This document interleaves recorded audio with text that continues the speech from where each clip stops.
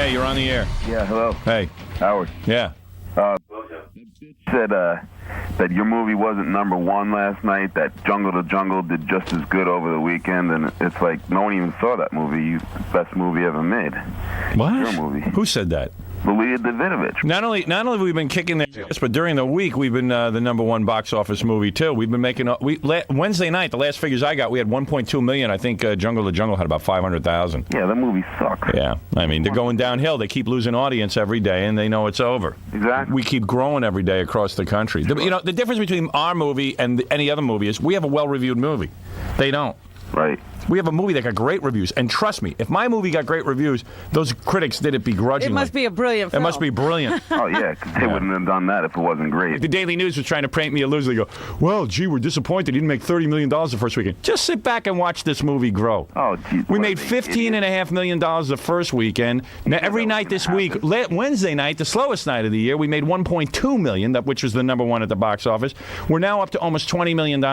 We do that every week. In 5 weeks, you got a $100 million film. Don't even give me any crap, man. Yeah, I got a film here. Someone was going to give you crap, though. Well, they're all going to give me crap because they can't stand it. It's Hollywood circling around in the wagons trying to drum me out. The new face of Hollywood. Yeah, that's right. Get ready to throw up. Keep that face out. They're trying to keep this face out of Hollywood, but they ain't going to do it. It ain't going to happen. You know why? Why? Too many of us.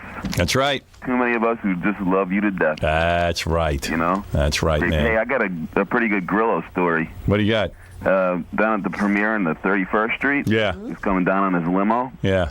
And he had a limo? He had a limo. Yeah. I don't even think Jackie had a limo. Everybody was screaming at the limos, you know, who's in there? Who's in there? Cheap effing limo, all that other crap. And so out of everybody passing by, Sherman Hemsley opens his window, so no big deal. Then Grillo comes down with his arms raised up like Rocky. Like he made the movie, right? Yeah, made the movie. Right? And everybody's like, he's got his arms raised. He's screaming, yeah, yeah. And you had 100 people in unison screaming a-hole at the guy. Yeah, what's Grillo showing up in a limo with his arms raised? He rang the bell. He sunk down like the beat that he is. I rang the bell during the movie. I'm victorious. I said, quiet on the set. If it wasn't for me, this movie would be very noisy. Ring, ring. Quiet on the set. Rolling. Quiet. Action. He's such a loser. All right, man, I got to go. Hey, Howard, thanks a lot. Thanks, man. Grillo. Everyone was goofing on Grillo. A-hole. What is wrong with him? He was excited. He got caught up in the moment. Started to think people were there for him. Little humility, please. Yeah, really. I didn't even wave my arms in the air. We got a crew. It's out of control. Yeah, no kidding, it's out of control. Wait till I read you the hotel bills from... I'll do that next. Let me take a break. Right. I'm going to read the hotel bills from California. Meanwhile, by the pool, how nauseous did Grillo's tattoo make you? Oh, you forget how big it is. Yeah. He put this thank way goodness. too big cross. He must have had that side away from me. I didn't get to see it. One day I said to Grillo, "You a real religious guy?" He goes, "Well, what do you mean?" I go, "He was wearing a giant cross on his T-shirt. He wears a cross around his neck, and his arm has a cross that goes all the way down to his elbow. Yeah. And it's crooked." Oh, it's frightening. It is frightening, isn't it? It is so crooked. It's a clatter. It is so big. So unnecessary. Yeah, I go. Totally not. Nobody scaled that. You know, they didn't look at his arm and see what size cross it could take. Yeah, I mean, it is huge. They just, whatever space, let's fill it. Yeah. It's just this huge, giant cross. Because there's no proportion there at all. No, it would be cool if it was like a third the size. Yeah. And it would like kind of look cool, like a cross on your arm. Nothing wrong with a cross, but he's got the cross going on the T-shirt, the cross around the neck, the cross on the arm, and he's not even religious, he tells me. He's like a walking billboard for Jesus. Well, it's hard to think of what to put on, so I just put a cross on. Another cross. A cross, because I look Christ. You look Christ more than any man on the world? I put the cross so I could be in pain like Jesus. What's with the cross, man? Everything is a wait, cross. you said you like crosses too. No, I like the symbol of a cross, but I don't like one the size of my arm. Yeah, the I one want to you've crucify got, somebody. The one you've got belongs on the Sistine Chapel. Yeah, I mean, Okay. Jesus, it's so intricate and it's involved too. Show everybody. It's a. Let me describe it to people at home. Roll up your sleeve, take off your shirt or something. He's in good shape. Let me see. There it is. I was staring at it all. And then you have to watch him putting suntan lotion on his craws. I was putting suntan lotion on my body. No, you were putting extra on your craws because he didn't want it to fade. Sensitive. Wait. I didn't. Put it back there. We're still looking at it. It's blue and And it's crooked. it's Got a crooked. big red dart. I just can't believe the guy made it crooked on your arm. That's so wrong. Well, I mean, it's depends on permanently the way- on there. It depends on the way I hold my arm. Oh, have you been in the gotta mirror? hold your arm right for the cross. I see. And I wasn't waving my arms like Rocky. I stuck my head out to take pictures of the crowd because there were so many people. I see. My fans, my legions. I have no fans. You I'm have fans. here. I'm here, Grillo. I'm here to revel. I think you got into it. How could you be I so did. into Jesus? Jesus took all your hair. Aren't you mad at him? I'm pissed off at him, man. You know, you still have a little bit of hair. Like, he's got a little bit of hair left. Yeah. It's all going, though. It's going. Yeah. What could you Maybe do? that's why he's looking up to him, you know. Yeah. It's like, Let him like keep he's what in he's a got. race. Just give me back my hair. Please. He's just got a little bit left. But you know what? It's weird. It's weird hair. Like, there's no bangs or anything. It's like, Well, no, I You just cut keep it? it as short as Oh, I I see. I keep it as short as I possibly can. right. Without You're showing preparing everyone scars. to, So preparing when I how go bald you'll be. no one Yeah. will notice. It's the last step. This is the last hurrah. I'm looking like Friar Doug now. Dead man walking. He's going to be a little bold Grillo. Yeah. I've learned to accept it. He's going to look 10 years older. You could put It used another cross to on his head, really, man. really, really drive me crazy. That Like, you were I, losing your hair. I like the first 2 years, like especially, it was bad enough if I wasn't working here and I was losing my hair, but I was like working here and losing your hair. It just like everybody just like loves to Goofing. just like go, wow, man, you're really losing your hair. Is your dad bald? No, He has a nobody's full head of bald. hair. My dad, his dad, my mom's grandpa. It's just kind of like, you know, I guess I got the bad gene or something. I don't know. Once your hair goes, why don't you put a cross on you? You can tattoo your head. Yeah, I'll make it crooked. Tattoo in some A hair. crooked cross. All right, man. Congratulations. On what? On you're losing your hair. I don't know. Thank you. All right. Thanks, Grillo. I got to take a break. Then I'll read Grillo's hotel bill. Oh. We'll have a You went long a little discussion. crazy too. Yeah, well, these guys really embarrassed me. Really, him and John. John, I don't know what to do about. Well, I hope Paramount is also picking up the tab for his funeral. It looks like he died. Yeah, Hasn't been to work all week. right. Hey, what's going on with these hotel bills? Now let's talk about it. Oh, When I yes, got you let's here. get into it. Yeah. So we go out to the hotel in California, and I bring, You brought way too many people. I brought way too many people. People I didn't even need. Couldn't watch them. No. The way this whole thing started was your agent said, send me a wish list. So I did, and then they just put everybody on it. Yeah. Well, we really needed help when we're out there. When we do a remote broadcast, you need like Stuttering John running with a microphone and Grillo and all those people. Gorilla gets your stuff, and he gets the releases. Yeah. So, all right, we put them to work, these guys. All right, if you say so. I guess is what Gary tells me. We've done it without them before. I know. So we went to California and we brought Stuttering John. Gary gets all upset when you say that. I mean, I could explain it, but it's so dull to explain it. It's dull to the listeners. I'll explain it to Robert during a break. Right. But you need people to run for you. Yeah, there's stuff that needs to be done. We've But you know what? grown. Let's just bring like regular interns next time. It doesn't have to be Stuttering John and Grillo. You mean just like There are no not- people in L.A. who could do what they do? Because let me tell you something. Yeah, exactly. We could have just I'm sure KLSX had interns who could have assisted us. I mean, and it could be much more helpful because they know Los Angeles. And you want to know something? They're probably a lot more motivated. And you know what? There's not going to be any of the star attitude. At this point, Grillo and Stuttering John think they're celebrities.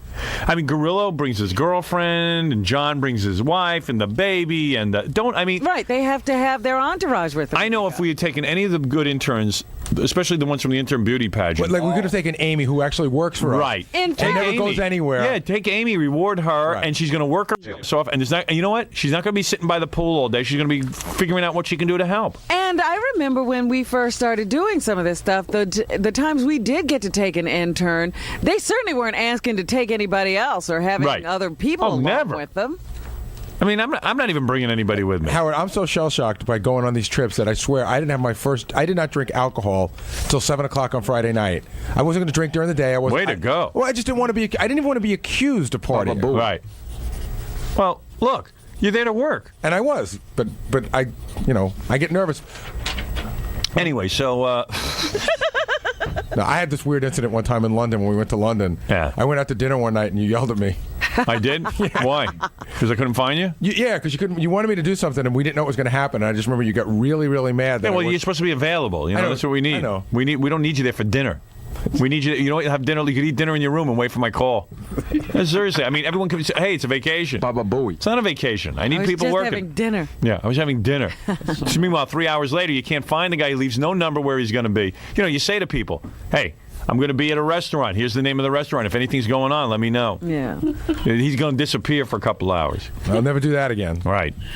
Why are you bringing it up? You get me all irritated. Now I'm all aggravated about I England. remember now. This is the, I mean, I don't even remember this. You're going to yell at John. How dumb are you to remind me of that? I mean, really. That's why he's All here. right. Baba Booey. Not the dumbest thing I've ever said. So don't Right. worry. Now I'm completely aggravated that in England you were unavailable to me. I mean, I'll fixate And on that it. was 12 years ago. Yeah, 12 years ago.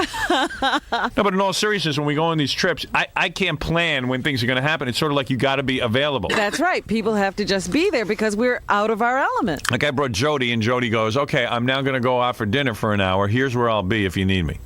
That's how you handle But you know, it's funny. I had this conversation with Steve Right. before we left. I mean, he was pretty good, but I said, it's not a party. We're not out there to have fun. Right. If I'm bringing you, I told him he was lucky that he was getting to come, Right. and then if I'm bringing him, he's got to be available and he's got to do stuff without giving me any attitude. Right. And John, had such a scene going by the pool. Stuttering John, man, the wife, the baby, the friends. babysitter, the friends, the drinks, so and I hope you know that I'm serious when I tell you that they are an embarrassment to me and they will never travel with me because I'm going over the hotel bills. Now, mind you, Paramount is paying these bills. I understand that. But I am one of these guys who feels that when you get something for free because Paramount's footing the bill, you still got to be respectful. Because you got to put yourself in their shoes. Yeah, they're Paramount Pictures and they're a big company and all that kind of stuff. But somewhere there's a bottom line, especially if you're Grillo and Stuttering you know John. what? That all gets tacked on to the cost of this film. Yeah, and it's like, someone is paying for it. I mean, literally, there We is are, somebody essentially. paying for it. Yeah, essentially, we're paying for it. So I don't have any problem. Guys got to eat. Guys got to sleep. Right. If you take somebody away from home, there has to be food. There has to be shelter. All right, but here I'm going to give you a difference, okay?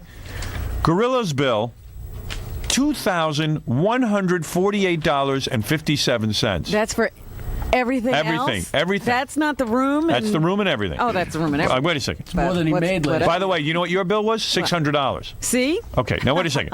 John's bill, $2,116.04. Wait. That figure does not include. John paid $200 of his own money, so add $200 to that. Right, because I made him pay $200 because his friends all came over, were drinking and eating by the pool, Right. and I didn't want anything to do with it. So John's bill is really more like $2,300 and change. Right. Jackie, you figure Jackie's a schnurrer? Jackie had no food charges on his room. Oh. It was $957. $957 as compared to What Gorilla's. did he charge if he didn't charge food? Well, I don't know. That's not There's a right. couple of charges that jumped out on me as I looked through the bills. Right. But there was one Grillo charge that really, really stuck out. What? I got stiffed at the pool on Thursday. I went down. I had like 2 drinks, and then everybody left. And all of a sudden, the guy comes over and goes, "Oh, your bill, sir?" And it was like $350. And I'm like, he goes, "Well, all your friends left." And I went, and I looked What at Kathy. friends? Well, whoever was down at the pool, and it was whoever was down Who's there. down at the pool? Why are you stuck with their bill? I don't know. I said, "Well, what's going on?" I looked at Kathy. I said, "What should I do?" I said, I guess I'll sign for it." I said, just that if some huge But amount how could you have a $2,148 bill? Well, take You have a $1,000 more dollars than Jackie and Fred and Gary. Dude, I ate and I had a couple of drinks and I made a couple Let's of phone see. calls. Let's go through it. Let's see these phone calls and drinks and stuff. Now, I'm going to tell you about Stuttering John first of all. Stuttering John there's no excuse. Is a $300 laundry bill. The guy's out there for 3 days. That's his baby. Yeah, whatever. Who needed the baby out there? $300 And Paramount has to paid pay. that. And I'll tell you something. He's paying Paramount for it. Well, there was one other charge that sort of jumped off the bill at me for John, and there was a whole bunch of parking charges, but I don't think John had a car. Yeah. What is all these charges? And what is this one? Terrace, $177. That's the pool. That's by the pool. Listen to this. I mean, here's another bill. Wait a second. Listen to this. Terrace, $377. Would he buy the That's terrace? the party. That's March 6th on Thursday. Now, you're telling me Thursday you got charged $200. So you're telling me between the two groups is over $500 I had in 2 charges? drinks that day. I don't 2. care. So why are you paying for it? But Kathy was there, and I said, "Kathy, what should I do?" I said, "Should I pay for it?" She goes, "Yeah. If anything happens, I'll let them know that you got stiffed." Oh, well, I didn't. No one let me know. Well, I You made got sure. stiffed. I made sure everybody. First of all, you got stuck. You didn't get stiffed. Whatever. I got stuck with the bill. Right. You didn't get stiffed. He got stiffed. Steve. What is a $377 bill going to Paramount for? No. You know what? And that looks like me. Oh, this is Grillo's $377. That was the day at the pool. Yeah, that was the day that all of. And what's the $177 then on the terrace? What are you doing for $177? I have no idea. You have Dude, no I idea. You swear to pay God- it. You wait a second. Hold a second, man. March 8th, $177. March 6th, $377. Terrace. What are you doing? What are you doing? I am telling you, I did not have anything. So why are you doing it then? Are you signing for all these things? Dude? Don't you ask who's paying? Why you're paying for this? and who paid? I was there by myself. But why, you know what? You have all day to do nothing. Why don't you find out? No, I do have one quick question for you. Seriously. Okay, the Thursday you got the big bill, right? $177. Okay. No, the big. The big bill was $377. Okay. Two days later, when you get the big bill, why aren't you? In other words, weren't you aware that this was going to happen again? I would say to the guy, "Listen, I'm signing for my food. This is for me. If anybody else gets anything, that's their headache." Maybe that was. How the does that problem. look for me when you're running up $200 and $300 bills at the pool? But I'm telling you, I You're didn't a buy. single I didn't guy. buy anything for anybody else other than me. And anytime my girlfriend had something to eat, it was half of my sandwich. So I didn't buy anything extra for anybody else other than myself. Look at this. Stuttering John, laundry, $111 on March 8th. Laundry on March 7th, $97. Laundry on March 6th, $51.50. I have know never what? once given a piece of laundry in. Is amazing. Now, what Because is that to he me? doesn't have anybody doing his laundry at home. No. You know how expensive it is at a hotel to get your Get your laundry, laundry done. 3 days he can't put. I mean, I came home with dirty laundry. That might be like 6 pairs of underwear. You for know like what? 50 That bucks. is completely insane. What is he doing to me? He is never, ever to go on a trip with me again. Howard, don't you take the amount of clothes that That's you're the going to need wife. for the trip? Yeah, 3 days And toss we were them in the there. closet? Yeah, but you don't have a baby with you who's soiling diapers. Yeah, but no. Diapers. And I didn't ask him to bring it. Yeah, I mean, they're disposable diapers. But they got clothes. They throw up. They do a whole But- bunch of yeah, stuff. but I mean, wash them. Yeah, I mean, Little woolite. 300. Well, Wait a they second. couldn't take home dirty tell you something. Look at this. swimsuits. Parking, $18. Parking, $7. Parking. Look at these. Parking what? Wait, I don't know what he's parking. He didn't have a car. That's hysterical. You're right. Parking. Look at this. Parking, $7. Like, it just goes on and on and on. Just Is he paying for his friends to park? It has to be. I mean, why would John have parking charges if he doesn't have a car? Look at this. Room service, $59. Room service, $69. I mean, They were eating everywhere. Yeah. Upstairs, downstairs. Yeah. All around the pool. let me ask you something, John. John, let me ask you something. Yeah. Still sick? Yeah. Yeah. How? Explain to me over $300 in laundry bills on Paramount on my tuchus. No, whatever it is, I'll pay for that. No. I don't want you to pay for it. Tell me why, when you go with me, Howard, why when you travel with me, you have $300 in laundry bills over 3 days. I thought they said that laundry was included, but I mean, if it's I didn't know. What? Who said laundry's included? We got a memo that said everything excluding massages and paid out. Gift shop and that sort of thing. Gift shop. You know, No, John, let me explain something to you. When people say that they'll pick up the tab for everything, it doesn't mean you have to use No, it. I know that. I didn't. John, listen carefully. Don't tell me you know it because you don't know it. All right, then. Like if somebody says they're going to be nice to you for once in your life, and they're going to let take you, advantage. they're going to let you come to California, and they're going to pay for your room in a really nice hotel. Yeah. That's why I can't take you anywhere. You know what you are? It's a word for it in Italian. Schnurrer. You're a schnurrer. You know what a schnurrer is? It's a guy who says, "Hey, it's free. I got it." It's like the guy you invite out to dinner, and he goes, And they empty the mini bar. They got to have lobster. Yeah. They never order lobster ever, but someone says, "Hey, I'd like to treat you to dinner." They got to order lobster, and they don't even like lobster. They just got to find the most expensive thing on the menu. That's it. It's called a schnurrer. If they were paying for it themselves, they wouldn't do any of this. No, never. $300 in laundry bills? Are you sure about that? Yeah, here. I'll read it to you. You add it up. March 8th, I have my printout here. $111. $51.50 on March 6th, and $97 on March 7th.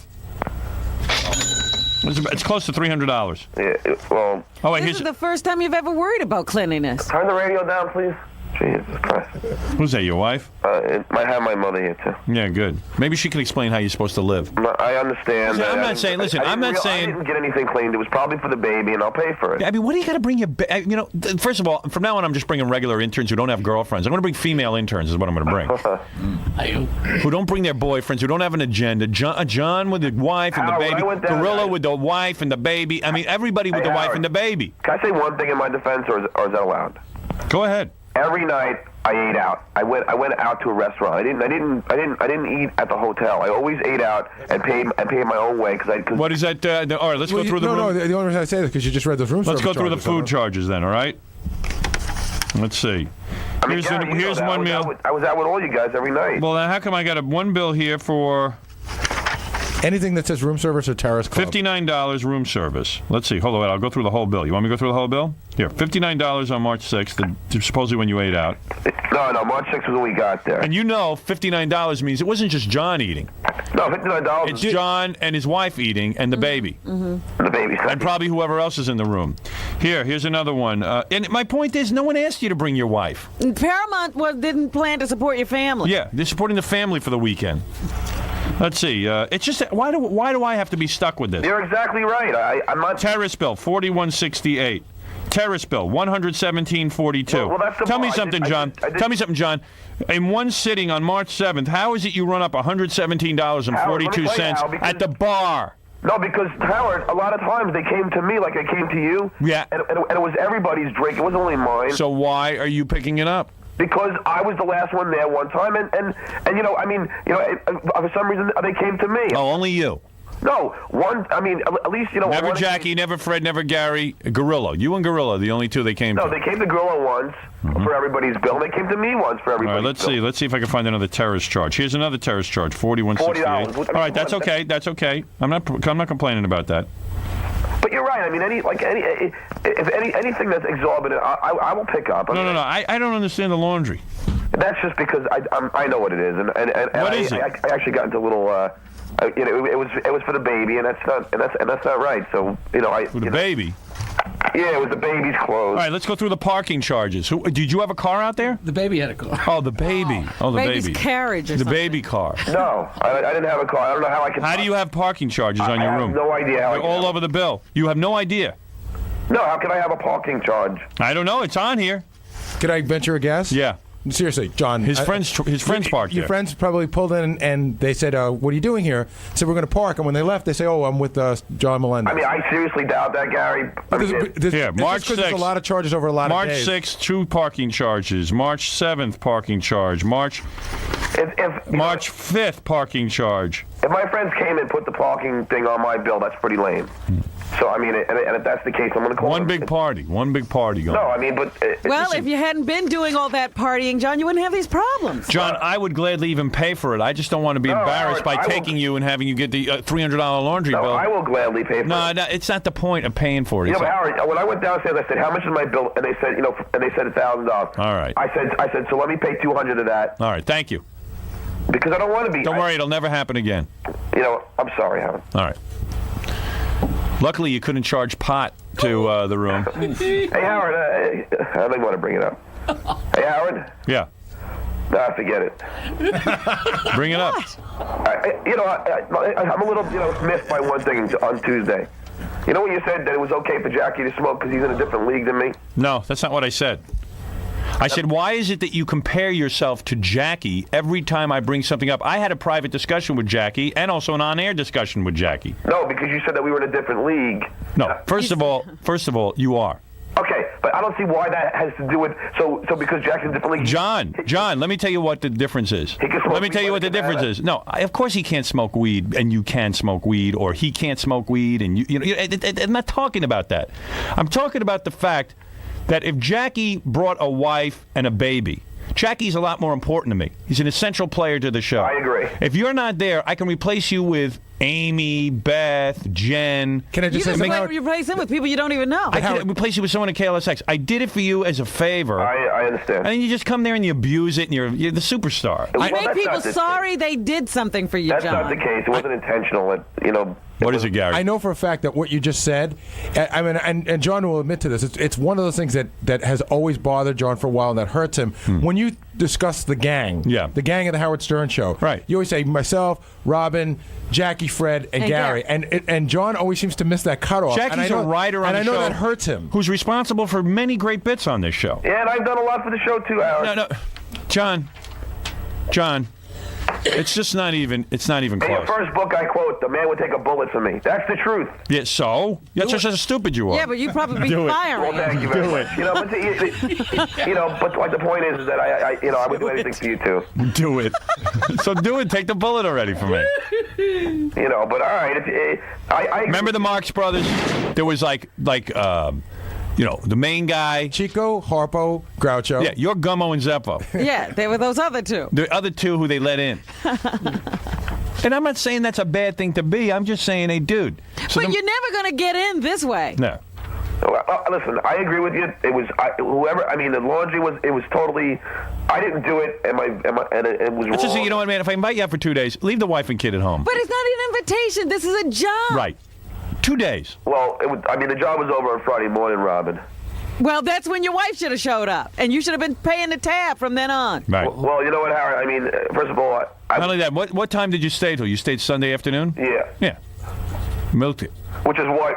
No, I was enjoying myself. Right, I know. Which is why those 2 days. But I don't see. I wasn't any more than Jackie's bill or Gil's bill. There you go again, Jackie and Fred. You know, Jackie and somebody Fred. faxed in the other day. They said John is like the worst trader. The moment you say something to him, he starts bringing in other people's Right, names. Jackie and Fred. Just bringing in other people's names. I love Jackie. Jackie and you are the This same. is, if you're ever in a war, don't have John next to you. He's turning you in. And John, I'll tell you one thing. Jackie's bill was $900. Yours is $2,116.04. The room fee, guys. I see. I have the printout here. But even if you include Jackie's room, John, it's your bills are off by around $600. That's totally not right. No, it is. No, it isn't. No, I got Jackie's bill here. Jackie didn't order any food in his room at all. Yeah, but all of our bills came to like $2,000, and $1,000 is the room charge. No, but I'm saying, so Jackie if you add Jackie's room bill in, yours is still more. By how much? You win, John. You win, John. By about $500. Number one. I'm not trying to get Jackie in trouble. All I'm saying is that I seem to be the fall guy on all these occasions. No, you seem to be the guy who makes the biggest mess. You seem to be the guy who's the most abusive of every privilege he gets. You seem to be the guy that brings more people. You seem to be the guy that does everything way too much. John, come on, John. Next time it won't happen. That's all. I learned my lesson. No, I wouldn't bring Fool me once. No, you don't have to bring anyone next time. You don't even have to bring yourself. We'll see if we can get along without you. We're going to try and do the show. We're going to try and do the show without you. Of course you can get along without me. We're going to say, let's do an experiment. Next time we go away, see if we can do the show. Of course you can get along without me. I know that. I'm not as important as anybody else. As Jackie. Well, you sure acted.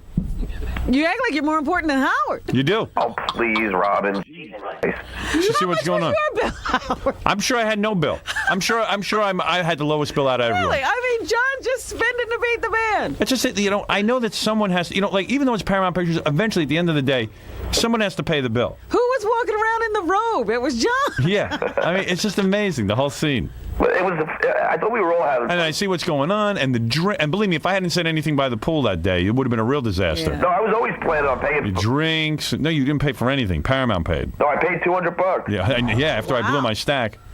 No, I was always going to pay that, Howard. All right, I got to go. If he even said to me, hey, Howard, I'm going to have some friends, so I'd pay the goddamn bill. But it's just abusive. I apologize. It wasn't meant to be abusive. Okay. And if you want, I'll pay the whole. No, I don't care about that. It's over.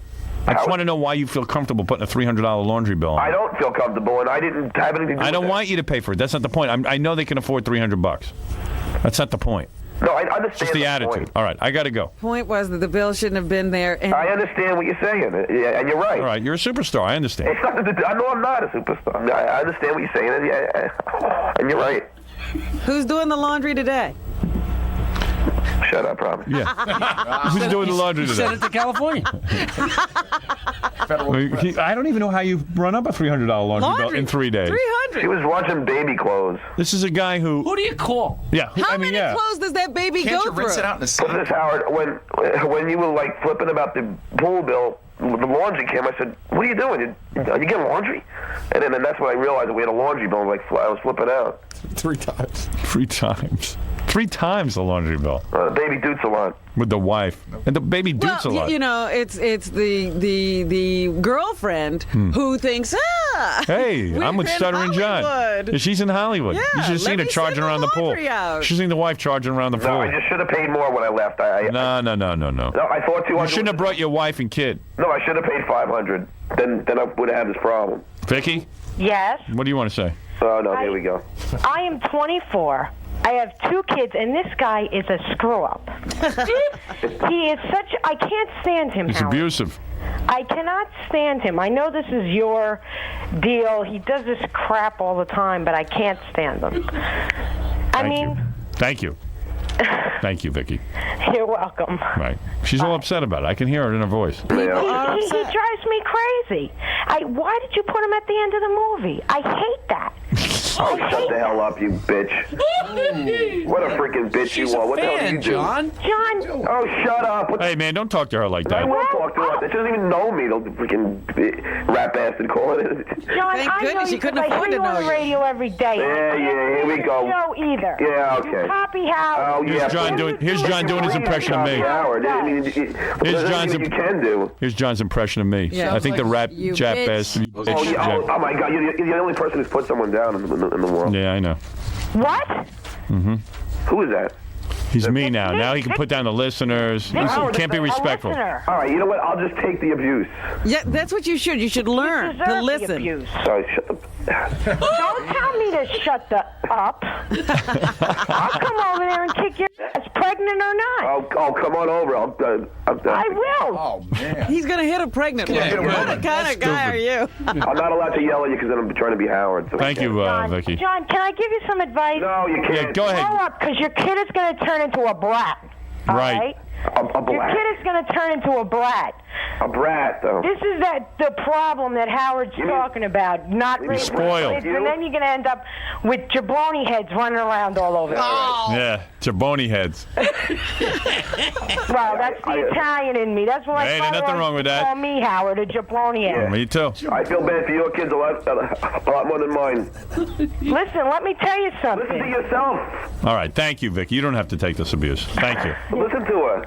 I'm younger than you, John. Yeah, and stupider. No, I'm not stupider, because my kids are on the right More track. stupid. Yeah, stupider. Thank We you. work hard over here. Yeah, doing what? Doing what? I take care of kids all day. Good. You don't think that's a 24-hour job? Plus, I've had jobs before this, but I'm pregnant now, so I can't. All right, Vicky. Thank you. Thank you, How Howard. much you charge an hour? What? Nothing. Oh, Nice. what a scream. Well, I didn't put it through. No, you, dummy. All right. I'm sorry again, Missing every Howard. point. Missing every point. I agree with you. All right. I got to take a break. agree with you. What good does it do for him to agree Yeah, after the it's fact? abusive. It's abusive. I can't wait to see the silly. tension in the office on Monday when John walks in and looks at Steve for putting all those calls through. Yeah. Well, whatever. I got to take a break. We'll be back right after this. If we had taken you to LA, would you have gone nuts on the hotel bill? Of course not, man. I'd just be glad to be there. I mean, I would have run and done anything I could have for the guys. I would almost be willing to pay just to be in the atmosphere, to go out to LA, and it's a vacation for free he already had, and then he quadrupled the bill. You don't think you went overboard? You know what? I was there for 4 days, and I ate and I drank, and I used the phone.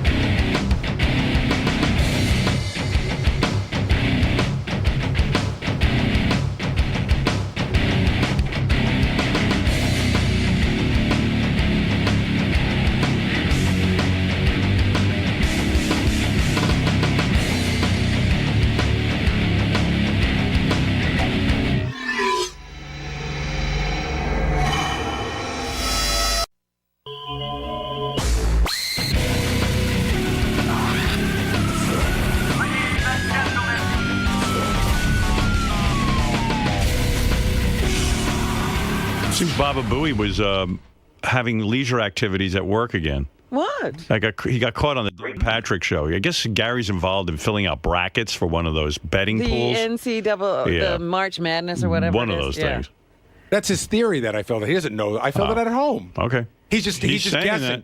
Yeah, but he doesn't know when I filled it out. He seems to know. How would he know? I don't know. He's I'm not involved. making a declarative statement. You know, I was thinking about Gary yesterday, and I mean, you know, first of all, I don't even know why you wanted to volunteer for that thing that, you know, you had all the controversy. Right. What is it, the board of... the Parks Recreation. The Parks and Recreation.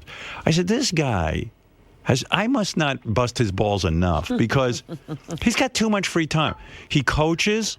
He's on the board of the recreation. He should be exhausted. Like, I would have not a free minute to be on any board. I just don't have it. You couldn't coach. Coach. I don't have a free second. In fact, today I said to Beth, the only free hour I have is at 4 o'clock. I had a meeting scheduled. They said, I got to cancel the meeting. Well, guess what you would do with that free hour? You would be looking into what is the first thing on the agenda of Parks and Recreation. Don't you ever want, are you stressed out about work at all? Listen, Howard, I don't feel you are. I'm on the show 24/7. You see when I think you could do more. Hold on a second. You see when I answer emails, I'm checking emails all day long, and I'm on top of everything. First of all, I just got the agenda or the amount of meetings. There's 5 meetings this year, 5 Wednesday nights from 6:30 to 8 o'clock. It's not a big deal, right? And so to me, it's that not would be a big deal. But it's not taking a lot of my time. Mm-hmm.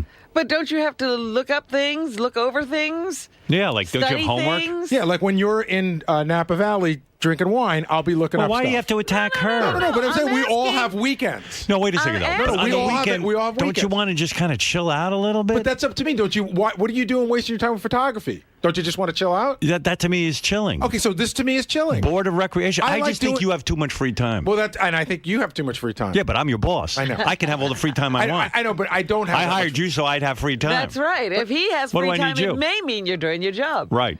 And I'm actually coaching. I'm And not I don't even even coaching have this free year. time for my fucking hobby. I'm not even coaching this year. I mean, I'm not coaching baseball You're or not? anything. The only thing left is football. My kids are pretty much done. They're off to, they're off to being on real teams. Right. On real teams. In the schools and my stuff. son's Jackson's on the high school football team. Right. So I have nothing to do with that. Oh, you have nothing to do with it. No, they have coaches. Oh. Well, I thought they were always on a school team. No, they were on the town team, and that's when I helped coach. Oh, town team. I didn't know that. You mean they're on a town team? They're No, not Jackson's on the high school team. Yeah, right. And he's been for like 4 years. Right. I thought you were the coach. Not at the Not high at school. high What are you school? coaching then all the time? What is that you coach? Baseball? It's Howard. I just said it. I don't know why you can't hear. I don't understand. There's You a town coach team and then a town team. Okay, a town team goes. I from, thought you were coaching. You want to fucking answer? I thought you were coaching the school team. Of course How not. can he coach the school team? Well, I don't know. Sometimes gotta There's not a soul who thought I was coaching. I thought that I know, you're the only a lot one. of schools have parents who volunteer. No schools have parents who volunteer. I'm telling Well, you. I'm telling you there are Where? schools because they don't have the budget for teams. That's just not true. This is true. It is true. I've never seen a school where a They parent have coaches. hired people, quote unquote hired, who are parents who work with the school. Not true. What do you mean it's not true? How the fuck do you know? Listen, my I have kid's school, I happen to know they do I've that. never seen parents that get hired to coach football at a high school level. I've never seen Usually it. the coach is on the faculty. Not on high Yeah, school. that's right. Robin's right. Usually the not coach. on high school. I'm asking you, what is that team? It's You're a telling town me team. A town team. Yeah, there's a town oh league. My God. And they play other towns. No, we play within the town. Who do you play? Within the town. It's a big town. There's 6 teams. That's what you're doing? I don't know how he has his free time. He's constantly coaching. Coach And by the way- Every season. By the way, he coached should be every so. sport. I should make him so busy he doesn't get home till 9 o'clock at night, and then he passes out. What time you go home? I probably leave here around between 2 and 3. All right, that's reasonable. And by the way, again, Patrick doesn't know I was. I didn't fill a bracket out of work. No, he has a tremendous free Or time. if, no, I don't. Fucking just douchey. By the way, the iPhone 5 is coming out hopefully this summer, and it's going to be bigger and what better. is the iPhone 5? And how is it? It's just the next. It's the next generation. But I love I have an iPhone now. I love it. I know. And then So maybe I'll get an iPhone 5. we're just saying for Robin, if it's Robin can afford to get the iPhone 4 right now. She can do it. Trust me. I know what I'm her advisor. Get the fuck out of here. I advise Robin, and she's happy. She is. You start advising her, and nobody wants to hear from you. Get out of here. I'm waiting for the iPhone 5. I'll wait. I could be hit by a truck. Right, I'll never be iPhone. Let her get in. You got to. I've heard rumblings that the iPhone 8 will be terrific. That's right. I'm waiting for the iPhone 8. It's coming out in 5 years. Well, what about the 6 and the 7? I'm going to skip those. They're not going to be as good I've heard those will not be very good at all. You know, you're like a Stern. You're straight. I'm a Schiffman. I'm telling her what to do. You be a Schiffman. All right. Robin, you should wait. We'll keep waiting. What's the iPhone 5 going to do that the 4 doesn't? Well, it's going to have 4G. You don't know. It's got 4G, but you also don't know yet because they don't tell you exactly what the modifications are. Apple keeps everything it'll be quiet. better. It'll definitely be better. But who knows when it's coming. Get this one. Right. And if you're so into it, guess what? You'll treat yourself to the iPhone 5. You make a good living. Point. You make a yeah, point. Of course. Yeah, I'm going to wait till Tish above. I mean, what are you going to do? Get in now. Jump in. Listen, I could have waited too. I shouldn't have gotten the iPad 2. I should wait for iPad 3. I mean, what do you wait for? Because we know iPad 3 won't be out for at least a year or more. Gary. I'm just giving her some advice. No, go ahead, advisor. Go ahead. I'm off Robin, the case. spend your money and keep spending your money. And then spend it some more. Right. Believe me, she spends her stuff on money on a lot of nonsense. She bought freaking boats she doesn't sail. An iPhone she can buy. I'd rather she buy iPhones than boats and race cars. And horses, thank you. There's your horse. Get him out of there. I mean, come on. An iPhone you're going to worry about? I Let him did get use it. my horse. All right, you got to give me that. I was talking to. I forgot I wasn't talking to the average person. Thank you. And by the way, I've never heard of any parents coaching a high school team. Just Right. I was like, they're usually on the faculty. I know they have to be. He's so annoying. I lay in bed thinking, I go, how does he have all this free time? All this coaching and carrying on. Does it sound like fun to sit on that board? No. 5 times a year? I sat on a board for my building. I went to one meeting. I never showed up again. Ever. But they told me I didn't have to. Yeah. Yeah, they needed me to be on it. But I felt guilty. I'm on a board and I never show up. You know what? You know why they call it a board? Because you're bored. I'm not kidding. That's why they named it that. All right. He's sitting there saying it only meets 5 times a year. And you say, well, he says, why do you take up photography? You say, that's chilling out to me. He goes, well, being on the board is chilling out to me. No, it's not. It isn't. That's not fun. Oddly, to me, it's fun to contribute. Oh, I can understand I enjoy that. Listen, if I were to get a field built in town and it were utilized by everybody, I would find that a sense of accomplishment. I guess I just feel like instead of being on the board those nights, you should just be working on the show. I work on the show plenty, brother. We're going to have the Gary Delabate field. I came up with some work for him to do, though. Yeah? Yeah, I just thought of something last night. Okay. Get ready, Gary. I got a big assignment for you. I'm ready. Oh, good. Since you're looking for something to do. I'll love to contribute. Okay. Well, you're going to contribute. You're going to contribute. I actually have to talk to him. Let me write something down for him to do. Look up. All right. He's going to be involved. You know, ever since Stuttering John left, he has so much free time. Right. John used to keep an eye on him. And John never did his own work, so Gary had to do it. John doubled my work. I tell you, it's the only I got to time bring him I've ever had back. a person hired where it cost me more time to work. Why did he double your work? Okay, because he never did anything. When I gave him stuff to do, it was so fucked up I had to go back and do it. And my favorite thing was, we had a big sit down one day, and you were like, you put down the law, like everybody's got to pull their weight. And so John had to come to see me at the end of every show, and I would say, John, this is what I need you to do, and I'd hand it to him. I'd go to the bathroom, I'd come back, and I'd see Jason doing it. And I go, what happened? He goes, well, John gave me this to do, and I would say, I know, but I gave you something to do as well, so now Jason has double work. I'd have to go back, to give it to somebody else. John was just the king of not working. Because he knew I'd never fire him. Well, that was the problem. Yeah. I mean, I would threaten him, and he would be like, Howard's never going to fire me. Yeah, because he was good on the air. You know, that was the problem. And everybody knew it. Everyone around here knows I won't fire anyone. Oh, no, but John especially knew, and he would fuck with me. Like, he would just yes me to death. And here's the greatest story about John, about, like, his work ethic. He used to do that lunchtime show. Remember that lunchtime show? Yeah, radio show. Right. So Steve Kingston's idea was to put John on for an hour or two. At one point, he figured out, Kingston said to him, we don't want you doing this live anymore. We want you to record it. So when Robin went into news, John would go down the hallway and record the show. Right. And he would brag to all of us that he could be in his pool swimming by the time his show started. listening to it. Wow. That is impressive. He put a lot of work into it. Yeah. I mean, it was A lot of impressive. energy. You're right. Yeah. And he bragged about it. Is that the bane of his existence? Every show he gets, they make him pre-record it because they don't. Like, that's what happened on The Tonight Show. John got hired by The Tonight Show to be the announcer. Yeah. Within weeks, they decided he was horrible. Well, and had him went through this whole thing. I think they gave him coaching. We don't know the full story. How much of this story do you know, Gary? Because Not much. I just know that at some point within weeks, not that long, that they were making him pre-record it. Right. Wow. Which is really like, you're the announcer. That's your one big thing to do. And that's supposed to be your live thing. Now, why did they make him pre-recorded? Like he was going to be better if he was pre-recorded? No one really ever knew. We weren't sure if he was stuttering, if they just didn't like the delivery of the night, or... They soured on him rapidly. I mean, listen... Wouldn't you love to know that? Like, that's a book. I hate to pick on the guy, but... Why? Why do you hate to? Because it is sort of... He doesn't mind picking on me. It's sort of sad the way the whole thing went down. Not for me. I remember watching those first couple of months. John was on the beach doing bits. He's out in front of Chinese theater doing bits. And then all of a sudden, like, poof, it's like he wasn't there. Jay had to have him. Jay had to have him. You know, I love how Gary's telling us this story, and then, he's... because he's eating. We have a camera on Gary, and like he has his eggs, and he wants to get to him, and like I'm actually engaging him in conversation, and like he kind of walks away, and like he's eating. He's got to correct his eggs. Would the audience know if you didn't say anything?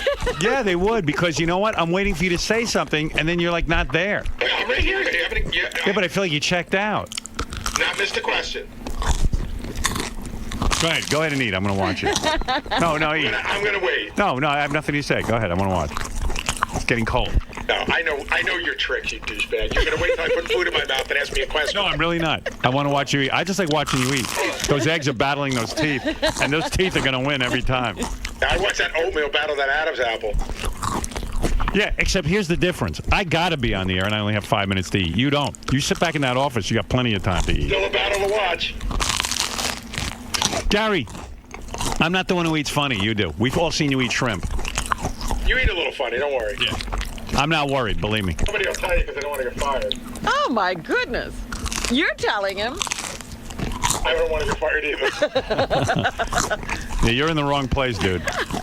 All right, I need to back out. Nothing better than seeing Gary with his shrimp. It was great because he's in this conversation. And he's eating. And he just swivels that seat right back to those eggs. And we're going to be done with him, and then he can go eat breakfast for an hour.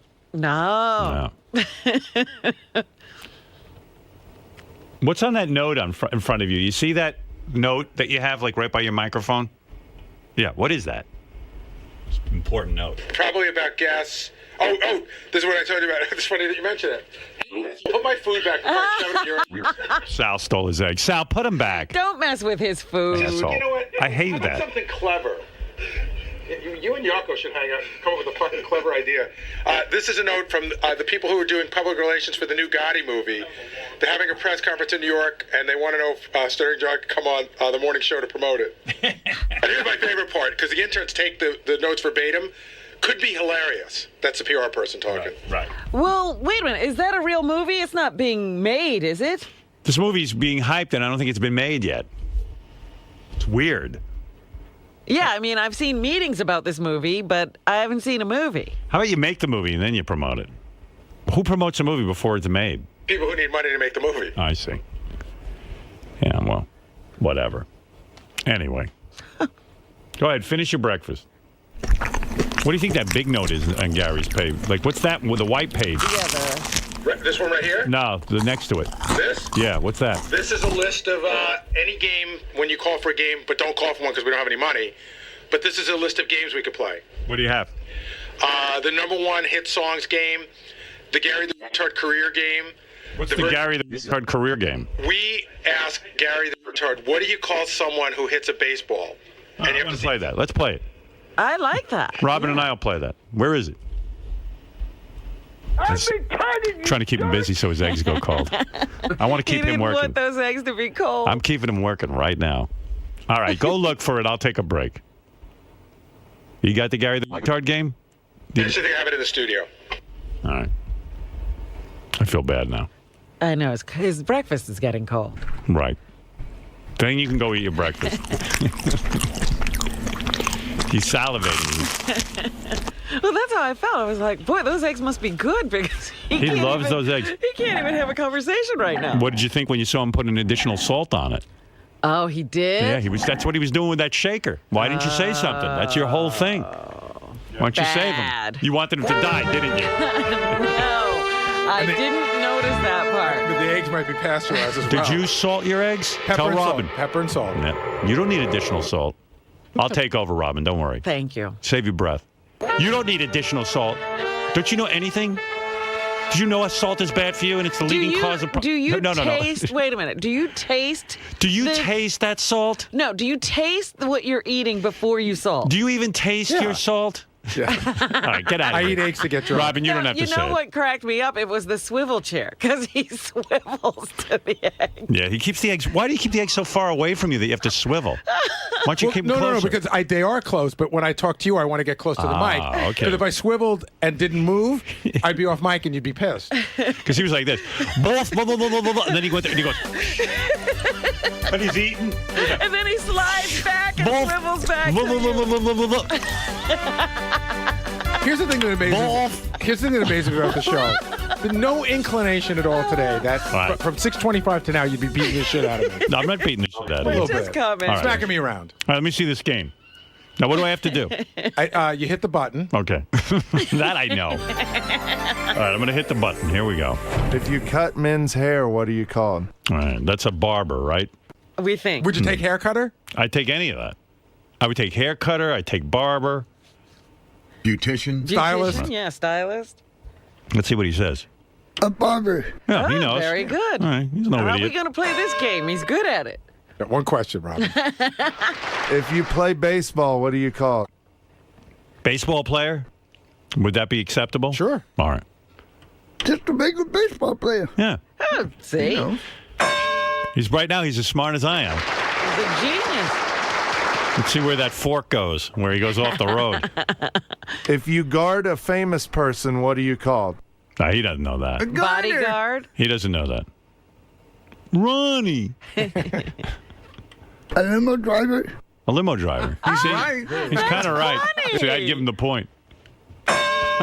He got confused. Yeah. Because he hears Ronnie the limo driver And as a Ronnie's bodyguard. security. Yeah. If you drive a bus, what are you called? Well, he knows that. He'll Bus say driver. bus driver, right? A short bus. A short bus. That's all he knows. All right. If you do stand-up comedy, what are you called? Uh-oh. That's a tough one. Oh, come on. He sees comedians and he goes on the but road with them. He doesn't know what they're called. A comedian? Wow. Well, I mean, he didn't pronounce it quite right. Well, that's all right. I'm going to give it to him. If you arrest people, what are you called? Will he know that? Yeah, I don't know. I don't think he that understands. seems easy to me. He has to know police officer. An officer. Huh, okay. This isn't much of a game. He seems to know he seems everything. to know everything. I think we went through them all. Wait. If you drive a cab, what are you called? I say he knows it. I Cab say driver. no. Really? Because you got to figure he doesn't know something. Why else would this be a game? All right. I don't know. I don't like cabs that much. There you go. If you prepare meals in a fancy restaurant, what are you called? A Mexican. He's not going to know this. A host. Nitwick. You called him a dumb nitwit? A host, you nitwit. If you fix people's teeth, what are you called? He'll know that. He knows that because he's been. Right. A dentist. No. If you direct movies, what are you called? He won't know that. No, he will. He's been on a movie set, hasn't he? Yeah, he's been with comedians, too. A host, you dummy. That See? can't be it. Is that the answer? He said a host. I told you you won't know that. He's got to not know something. All right, thank you. Very good game. I enjoyed that. It's a good thing I checked what's on his desk. Otherwise, I wouldn't have known we that. would have known that. We would have right. had that moment with Gary. Gary. So is today just one of those days where Howard randomly has you in his mind, and was it the Patrick thing that spurred? Yeah, it was. JD probably gave him the Patrick thing. Goes, oh, Gary's doing this, but Patrick said it like he knew it, and it's just not the case. And so that's the beginning of Gary's got too much free time, et cetera, et cetera. Was there any way he could have seen that it said your entry was submitted at a certain time, and he cross-referenced it with the hours of the show, or do you know for a fact that you definitely did it while you were home? You know what? I probably sent it from here. I probably could look. I think it was at least 1:30 or 2, and it was probably right before I left. Probably before I left to go home. Right. So it wasn't during the show, and it wasn't during like work. Now, are you surprised? Because I know Patrick's a huge fan of the show, but he's also a friend of the show, and he seems like a friend of yours. I think Sam Patrick was just on a show trying to fill time and just, goofing around. I think he just threw it out there as a joke, and Howard took it as fact. So this isn't in Jimmy Kimmel territory with this No. under the bus toss. No. Does the eye? Now, what's the secret on a morning like this when Howard's on the offensive and he goes into all the things you've ever done and the coaching and the parks and recreation? I don't know, just sort of have fun with it. I have headphones. I have Ultimate Ear. But back maybe 20 years ago, would this be when you start to sweat? It depends. I'll tell you what to do. It depends. You know what? I realized I can't even say when I sent it because I had to fill it out online and submit it. Hey, Doug, why is Howard TV not available? And you know what? The only thing I could think of is the next morning, his producer sent me a note saying it's not there, and I wrote it, and I said yes. I wrote it back during the show, and I said yes, it is, and he goes, oh yeah, I found it.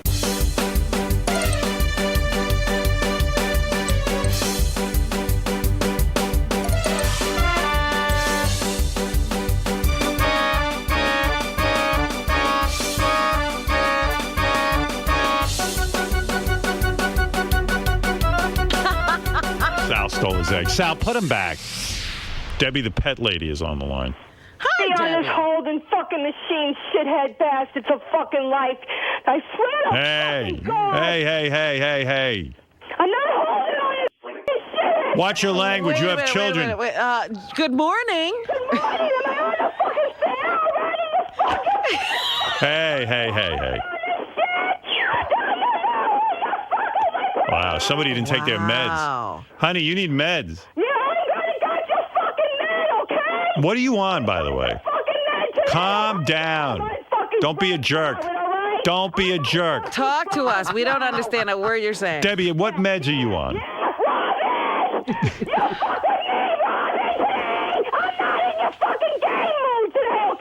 All right. Look, we can't understand you. Debbie.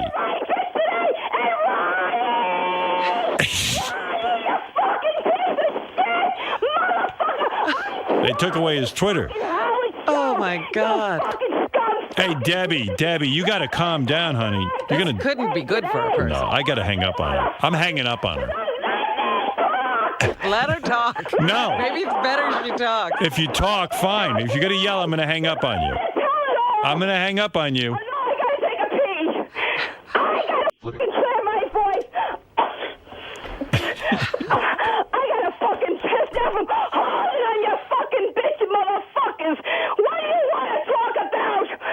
What type of medication are you on? Meds?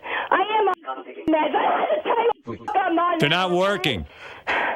You're out of your mind. I am out of my mind because of you. Howard, all right? You don't. What did he do people now? have written me. They say I shouldn't take your calls anymore because they think you're dangerous. I know who's telling you that shit. Well. Fucking little whack pack crew. I know what. Get out of here. You're the whack packer. Motherfuckers, you're jealous of me, all you fucking pieces of shit out there. Fuck you. Fuck Hey, by the way, Fuck you. a lot of guys saw you on the internet. They think you're good looking. Yeah, I am good looking. I am. You should come to my fucking show because you won't come to my fucking show. Hey, wait, Ronnie's here. He wants to say hi to you.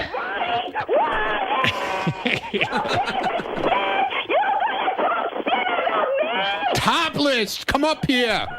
Come up here and get topless! T-O-P-L-E-S-S! They love you on Twitter! You're topless! Thank you. You ever notice he's not funny when he says topless? He can never recreate the moment.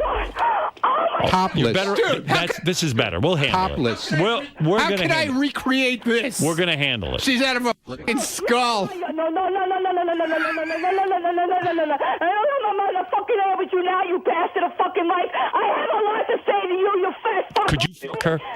Seriously, could you? Could I fuck her? I could fuck her in a split second. Yeah. She's not that bad, right? Nah. No. She's got a hot body. No, this is fucked. You think she's hot enough that you could bang her? I could bang her. All I need is one glass of fucking gin and tonic. I'm good. You fucking motherfucker, okay? You fucking talk so shit. You want to Debbie, you mind if Ronnie fucks you? Take me on. You Debbie, do you mind if Ronnie has sex with you? I pick up girls better than you pick up girls. You can't pick up shit. I am a good-looking Wow. What is your diagnosis, Dr. Quivers? Oh, my You were in the goodness. nursing industry. What is she experiencing? Hallucinations or what? I don't know. Is she just cuckoo? What happened to cuckoo? She's very neurotic. What happened to cuckoo? She's she's cuckoo. Yeah, that's a good way to put it. Is she cuckoo? Of course she's cuckoo. But I mean, that's just the But diagnosis? She's not. Let me ask her. Debbie, have you ever been diagnosed? She got the diagnosis cuckoo. Yes, I'm the doctor. She is very cuckoo.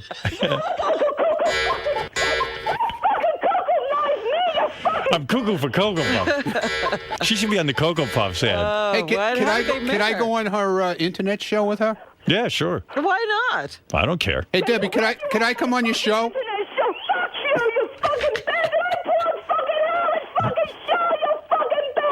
You're going to hurt yourself. Imagine living next door to her. Debbie, are you dangerous? Debbie, a lot of people. I know you're dangerous, Ronnie. Debbie. I never asked him for Debbie. I never asked Howard for a fucking nickel. Debbie, are you dangerous to others? I never asked him to plug me. I'll try What again. is she talking about? I don't know. She's on a rant about She's saying how she never asked us for money. What has that got to do with anything? Debbie, are you dangerous to people? I'm not dangerous as shit, you Okay, because people write in, they say you might be dangerous. I am not a dangerous Right. fuck, okay? All right, so what meds are you on? I didn't call about my fucking meds, okay? But you are on something? I wanted to fucking talk about something. That's why you're fucking with me. I'm not fucking with you. I'm asking you a question. You think she's neurotic?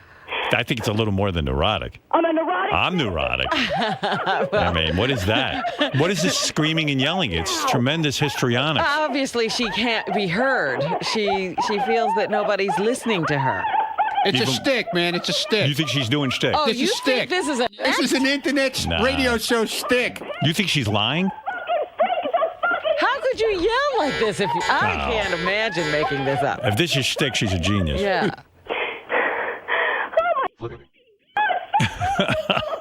She's definitely not a Stern. She's a. Debbie, when you talk to us, like afterwards, you just like fall asleep. I mean, you must be exhausted. Hello? Wow, she's Did gone. she go? I don't. She must pass out. She passed out before she ended the call. Yeah. All right. Hey, by the way, High Pitch Eric got sort of a weird gig. He works for a pizza parlor where he's the voice answering machine. He's the voice of the pizza parlor, and it's so disturbing. Here he is. I don't know the name of the place. What is it? Is it Artichoke Pizza? Yeah, I think that's what it's called. Oh, okay. Artichoke Pizza is the name of the place that he works for. Hello, I'm High Pitch Eric. You've reached Artichoke Bazili's Pizza and Bar. For location, press 1. For host and restaurant, please press 2. For delivery, please press 3. For management and event department, please press 4. Oh, this is Grillo's Pizza Shop. I see. Grillo always angling for. Well, he got a plug. Yeah, Grillo always wants a plug. He always, he's just. I mean, here. That's not as funny. I didn't realize. You know what's always funny about that? Like when you say it's Grillo's Pizza Shop, not like he owns it.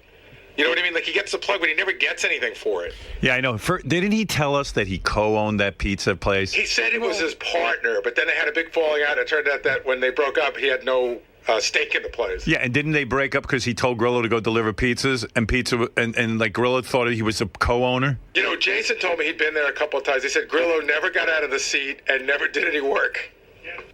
So do you think they hired him for publicity purposes? Yeah, they probably hoped he'd come on the show. You know, Grillo's always, I got to come on the show, and then he, promotes a pizza place. Yeah, because, Grillo's just, he's full of dash dreams, too. He was going to be an actor. I'm an actor. No, he's still an actor. What are you talking about, Dash Dream? Remember when Grillo was in here last time and he was mad at Ralph because Ralph stole John Stamos from him? Yes. I was first John Stamos' friend. It was my Hollywood connection. Yeah, and then you came in and stole him away. And Ralph, rightly so, said, listen, I didn't steal anyone away. If John wanted to be friends with you, he'd be friends with you. But right. And Ralph even said, you're just fucking annoying because you get in there and you keep asking for shit. I never asked Stamos for nothing. and then Ralph said, look, yes, you do. So anyway, I was talking to Stamos, or I was talking to Ralph, one of the two of them, and I guess I don't know. I'm hearing this third hand, but Grillo actually ran into Stamos somewhere. Oh yeah? I heard within 3 seconds, Grillo ran up to him and goes, by the way, I have a sizzle reel. A sizzle reel. Remember he has a sizzle reel? Yes. I have a sizzle reel, and I want to send it to you. What's your email address? So, right away, of course John runs for the hills because... He doesn't want sizzle reel all the time. First of all, Grillo learned the word sizzle reel. I'm in show business more than he is, and I've never heard of it. You don't have a sizzle reel. And what is that word, sizzle reel? Why can't he just say, hey, I have a reel of my appearances? No, I have a sizzle reel. A sizzle reel. It's actually the opposite of a sizzle reel. Yeah, and it's not sizzling at all. It's actually a fizzle reel. Well, it's more like a fizzle reel. A fizzle reel. Let's call it a lukewarm reel. JD was just telling me half of the sizzle reel is appearances from this show. Right. Oh, my goodness. That's why I do my best work. Can we show his sizzle reel on Howard TV? As a bonus feature? I would love to see what's on the sizzle reel. I'm not going to say anything. Just going to show my sizzle reel.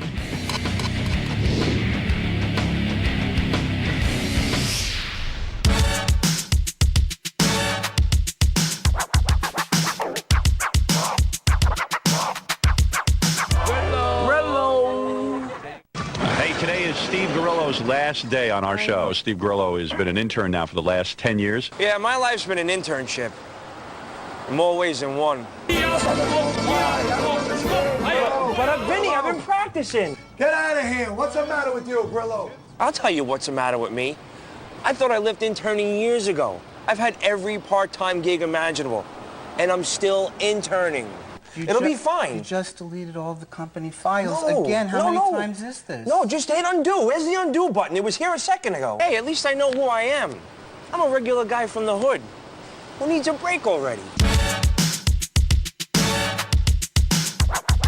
Holy shit, they let you out? Grillo. Hey, how you doing? Mickey and Minnie, you guys still married? Oh, sorry. Your mother hands me this Wonderwood album thing that... I can't believe she found this. Oh, my God. I've been looking for this. It's the only thing that makes me happy now. That's how bad things got for Grillo. That he's got this beautiful bride, and he moves her in with his mommy. We're here for dinner, okay? Oh, really? Yeah, dinner.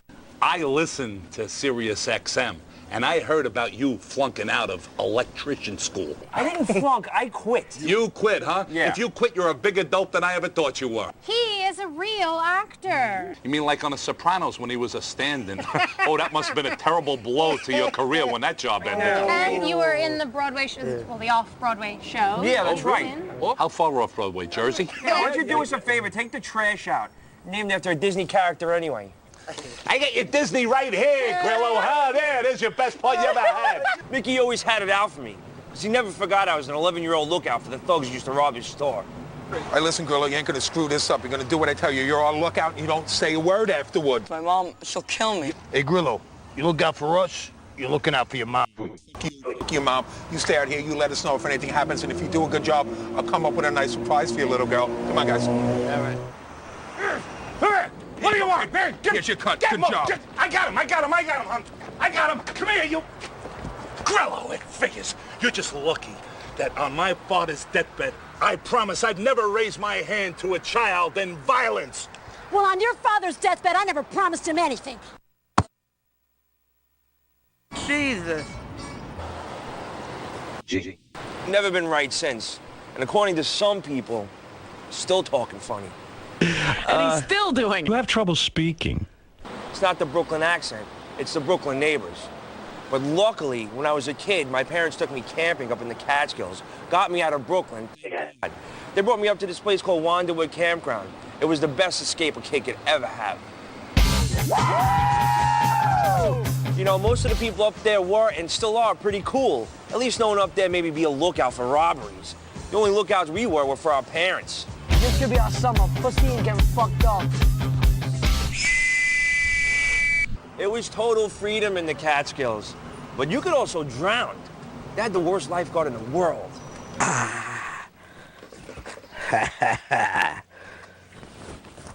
My first offender. Stop! Get out of the pool area. Do you have any idea what you're doing? It's not pool season yet. First of all, this pool is not pH balanced. It is now. Do me a favor, get out of here before I go talk to your parents. Everything will be okay. Hey, I'm the boss, kid.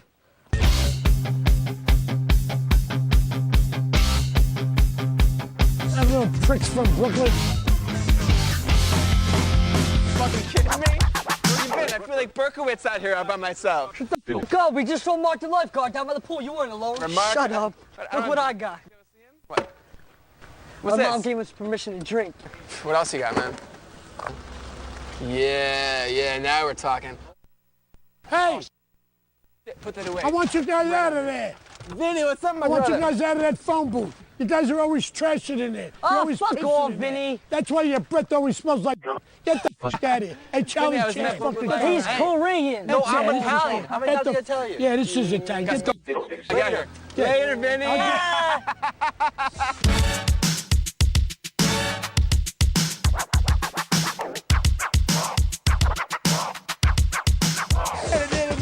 Shit, it's the owner. Open up the fucking door. Vinny, what happened? What the fuck is going on? How are here? ya? What's this, fucking Woodstock? You know what?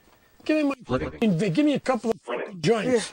You know what I mean? And maybe I'll forget what's going on up there. I don't think your mothers would like it. Give me a close fucking can. What do I look like, a fucking bum? You little prick here. Yeah, that's better. With my mentor, Johnny Style, picking up girls was our full-time occupation. There were new girls every weekend. But with my overbearing mom, I was never getting laid. Amber, baby. What's up, sweetie? What's up? I mean, don't you think, like, we're perfect for each other? I thought you said Johnny was going to be here. Johnny's gonna be here. Trust me. We're best friends. I will give you a half a hand job or a quarter of a blow job if you promise you will introduce me to Johnny. All right. Steven! Is someone calling you? Nah, no one's calling me. Steven! You're the only Steven in town. I gotta go. I gotta go. I'm gonna be a virgin forever.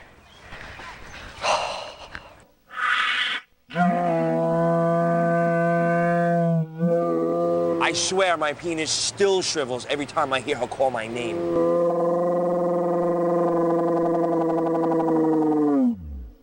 That voice. Steven, what's the matter? You hardly touched your dinner. What's the matter? Ma, I told you I'm not hungry. What? All of a sudden you don't like my taco salad anymore? What's the matter with you? Steven, you know that people starving in Russia, they would start a war to taste my taco. You're being gross. I gotta go. What gross? Where you going? Steven, I'm going. Where you going? I'm going. You're not out of here! Steven, you're not out of Bye, here till Ma. I tell you you're out of here! Now you're out of here! I guess you could say I'm one guy from two hoods. I'm home. I hope the best.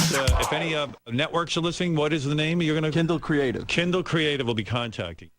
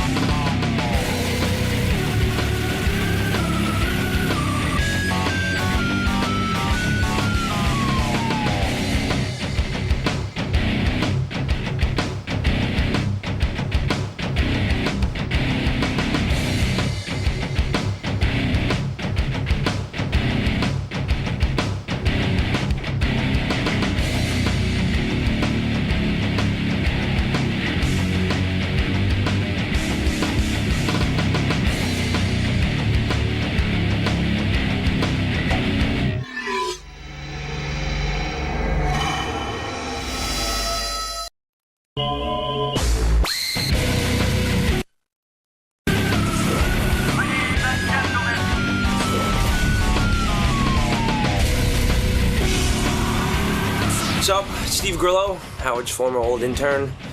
The kid he dedicated his book Miss America to. Here to promote a TV pilot I'm working on called The Wanda Years, or Grillo's Wanda Years, actually. It's about me growing up in the Catskills, up at a campground. Just a lot of good stories. I pitched it to a director, and we're actually going to shoot a pilot. But in order for me to shoot the pilot, I have to pay the money I owe to the campground. I owe a couple grand. Had a bad winter. And now I have to come up with some cash, or they're not going to let me shoot there. And I'm having a benefit this Friday at Pacha.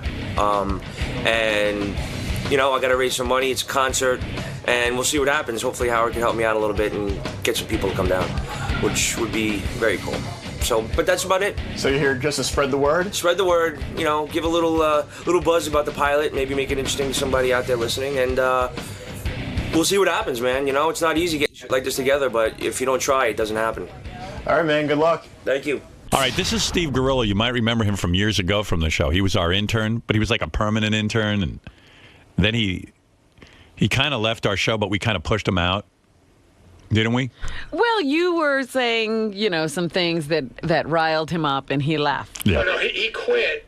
He quit. I know that.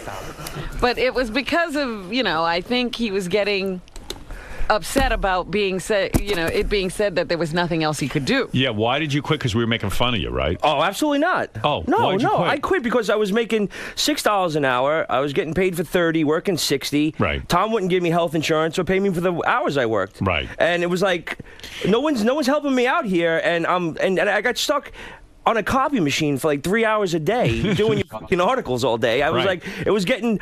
I said I might as well leave. And not burn a bridge, because if I stay, I'm going to get angry and you're going to fire me and I'll never have to come back. Well, that was a smart move. And then you studied to be an electrician, and you were a month away from getting... No, not a month. That was 3.5 years. I was 3 years away from finishing, and I was like miserable. How many years did you put in? It's like a 6.5 year program. I put in like 3. 3 years of you were on your way to becoming an electrician. You would have had financial stability, but you had to leave that. Fucking hated it. You hated it. What was your worst job you ever had that you fucking hated? This? Okay. And he's still doing it. Yeah, that's right. No, because it was it's good. it was the most miserable experience of my life. All right, so you hated being an electrician. Yeah, and I just had that. It wasn't an issue. Was it too hard for you mentally? No, mentally, absolutely not. I didn't mind. I just didn't like. I was like a square peg in a round hole. I didn't fit in. Why? Because you're a show business guy. Yeah, and guys. then I get on. I've worked in a lot of different places and bars and stuff like that. See, my theory is the show ruined him. Like he saw like a little glimpse of show business, and then he decided he was going to be an actor. Right, and a writer. I did pretty good. I think. Grillo, really, you didn't. What are you talking about? I was working on The Sopranos. No, you weren't. Yes, I was. You were a stand-in. So I was still on the set with some of the best actors in the world. How old are you now? I'm 37. All right, I'm going to talk to you the way your father doesn't. Yeah. Okay? I'm going to step in. Thank you. I need this. Go right ahead. I think you kind of do. Yeah. Okay. You're a 37-year-old guy. Yeah. It hasn't happened for you acting-wise. Okay. You know, unless you're like Grandma Moses or something, like some phenom. Sarah Peller, what is that? Yeah, right, Sarah Peller. I mean, Rodney Dangerfield didn't make it until he was in his 40s. Yeah, I get it. Somehow I don't think you're Rodney Dangerfield. Why not? Because Rodney Dangerfield was a stand-up comic for years that didn't quite make it, and then he came back and he did make it. I mean, it was in his blood, and he had some success. I mean, Steve, I hear you're broke. Yeah, pretty much. You're broke. You had that shitty trailer upstate. You're trying to get people to buy it for you. No, not buy it for me. No, listen. Tell me what's going on. Not focus on that. Steve, it's time to stop thinking of yourself as a guy in show business. No, I don't want to. Why? Why should I give up? Steve, you're 37. So what? You had a stand. You were the stand-in on The Sopranos. And they put you on camera once. You had one line. I was the only stand-in that got it. You should have stopped with that and said, you know what? I had a huge show business career. I was on The Sopranos. And then called it a day. Did you call it a day? I'm not going to give up. I was 18 when I went into this. What? I was 8. Listen to me. Don't say what. You heard me. I was 18 when I went into this. Yeah. So was he. Yeah. Yeah, I was. Yeah, right. And by the time I was 37, I was in New York radio. I was a #1 disc jockey. Now, I'm not saying, I know there's some struggle. Yeah. But have you even gone to acting school? Yeah, sure. I actually take acting classes at a place And what do called they Sizzle. say? Where do you go? It's my friend Jagger has a studio in Times Square. Jagger K. Yeah. Jagger K studio? Yeah, it's affordableactingclasses.com. That's where Jagger is. And tell me, has Jagger had any success? Is he Yeah, Mick sure. Jagger? He's been in a bunch of shows. What show is he in? Well, I couldn't give you his resume right now. I know he had a recurring role on the TV show Ed. All right, so he had some success, and now he's teaching acting. Yeah. So you see he's got what an amazing acting program. All right. You are now in this 37 years. I mean, you're 37 years old. I took a huge break, and that was sort of my mistake. I really, after I took a break to do the electrician thing, it's like once you're gone, you got to start all over again. I was like, it's like, so I'm all over again, but you weren't making a living at acting. I was. What did you get paid to be an extra? On an extra, I was working almost 4 or 5 days a week. How much money were you making? I was making probably a good $400 or $500 a week from The Sopranos, and I was working at the hottest nightclub in the city at the time, and I was making an extra $300-400. Then 9/11 happened, and I'm not blaming it on 9/11, but this is like a matter of circumstance. They stopped filming The Sopranos for a year and a half, and nobody came into the city for like 8 or 9 months. So I really wasn't making any money bartending. So that's why I turned to the electrical thing. Have you ever been tested? I don't mean this facetiously. I love you. I do love you. Well, thank you. Thank you. Have you ever been tested for mental illness? Mental illness? Yeah, No, I'm being serious. I would love to be tested for mental illness. You Sure. would? Why are you Absolutely. asking him that? I'm not Because this sounds like this. I didn't say you're retarded. I know you're not super bright, but I'm saying, who knew that Osama bin Laden, the victim, was Grillo? Wiped out by 9/11. What I'm saying is, I mean, this is crazy talk. This is a guy he's not prepared for his future. Do you think he's going to make it as an actor? Honestly, be honest with him. Anything is possible. Okay. Thank you, Robin. Anything is Thank possible. you. But I think he should be doing something in the meantime. Right. Preparing in case this Because doesn't... it could be a long time in coming. It would be nice if you had something and you're acting. And Yes, also, I know, and I don't even mean to say this facetiously. Okay. You have trouble speaking. I mean, your English language is not easy for you. No, it's a struggle every day. Right, I know. That's what I'm saying. Even some of the words. What's your first language? Yeah. When you dog vet. Even Gary said you handed him something. He couldn't figure out even what you were saying. What was the word, Gary? Gary, what were the words Grillo said to you? We had a few. Yeah, what were the words already? And just the one short. I'm not, dude. This is like anxiety just comes right back as soon as I walk in this place. So you work for the Census Bureau, right? What do you do? What's your job? I'm not supposed to really talk about it because I could be fined up to $250,000. Oh, all right. Yeah, but I'm an enumerator, I guess. That's the best as far as I can go because I was warned. Oh, okay. I was warned. Basically, anybody who didn't fill out the census, I have to go and... You knock on their door. Yeah, and I like to that's give it that right a there. fancy word. All right. Okay. Yeah, so, but... and what was that sheet of paper Grillo handed you that you still couldn't figure out what it was? He goes, in the business, they call this a dougie. Not me. These are these terms that I got to hear when I... Like, what we're going to shoot about this pilot is called a sizzle reel. I don't make up these terms. I don't necessarily like saying them. All right, let's back up. All right, so now listen to this. All right. Gorilla came on my radar because he needs help. All right. Explain to me what's going on. You went on an audition. I went on. I have the director and everybody here just to verify that I'm not lying about this shit. All right. I went on an audition, and apparently I blew everybody out. I was much better than everybody else. You auditioned for a movie role? It was for a reality show. A friend of mine called me in. I was doing nothing, so I came in for the audition. All right. About being a roadie. A roadie, but you're not a roadie, so how is it a reality Well, it's show? because it's anybody who wants it, so you want to be a roadie, I guess. Oh, the show is called I Want to Be a Roadie. Yeah. And you were auditioned for the reality show, and you blew everyone away. Yeah, and and at the same time, I went home, and I got a letter from the campground basically telling me they were going to tow my trailer off. All right, you get that fucked up trailer. It's not a fucked up trailer. It's awesome. I saw it. It's awful. No, that was an old picture. The thing's got to be worth $3. Yeah, in fact, that's what I paid for it. And it's parked at a campground. At a campground, yeah, Catskill Adventure Ranch or something upstate. Yeah, and they're threatening to take the trailer away. Because I owe them there a car. This is the awesome trailer. That's my It's got a patio. That's my heroin right there. That's my happy place. All right, that's your happy place. Yes. And what is it you can't afford? The site fee. Okay. I'm a little behind on the site fee and this year's site fee. What is the site fee? I owe a couple of grand from like the previous years because he was letting me pay off, and this year's site fee is almost $3,000. So And the reason you need this trailer is you blew everyone away at your audition, and the director said, "I'm making a reality show about you," and you said to him, "We need my trailer for the reality show." No, I said I didn't know what to do. It was like at the same time I got the phone call to come back. The director wants to talk to you. I had the letter from the campground in my hand, and I said, "What can I do to make this work for this?" And I started jotting down ideas about my childhood up there. And we had a meeting with the director, and I sat there for like a half an hour just telling him all the stories about what I did when I was a kid up there. And he thought it was a great idea and said, well, What's a great idea? The story of your life in the trailer? Upstate when I was a kid, yeah. What did you do with the trailer that would make a good movie? What, not a movie, a TV series. It was like... What? In Brooklyn, I was like... Nobody. Like, no one gave a shit about me. I went up there, and I was like one of the cool kids. And it was just a matter of like me and my other friend Johnny, like... The stories that we had growing up there, there's definitely a whole series there, definitely. So the director was going to hire you for the reality show. He said, forget about the reality show, the rodeo show. Yeah. We need you for this new show. Yeah. Why don't you go do the rodeo, the reality show, I'm not make some saying money? It's not... I would gladly do it. It's not done yet. They were in the process of the audition process. This was only like a month and a half ago. Who is this show for, the rodeo show? They're trying to sell it. It's a roadie show. They're trying to sell it to a network.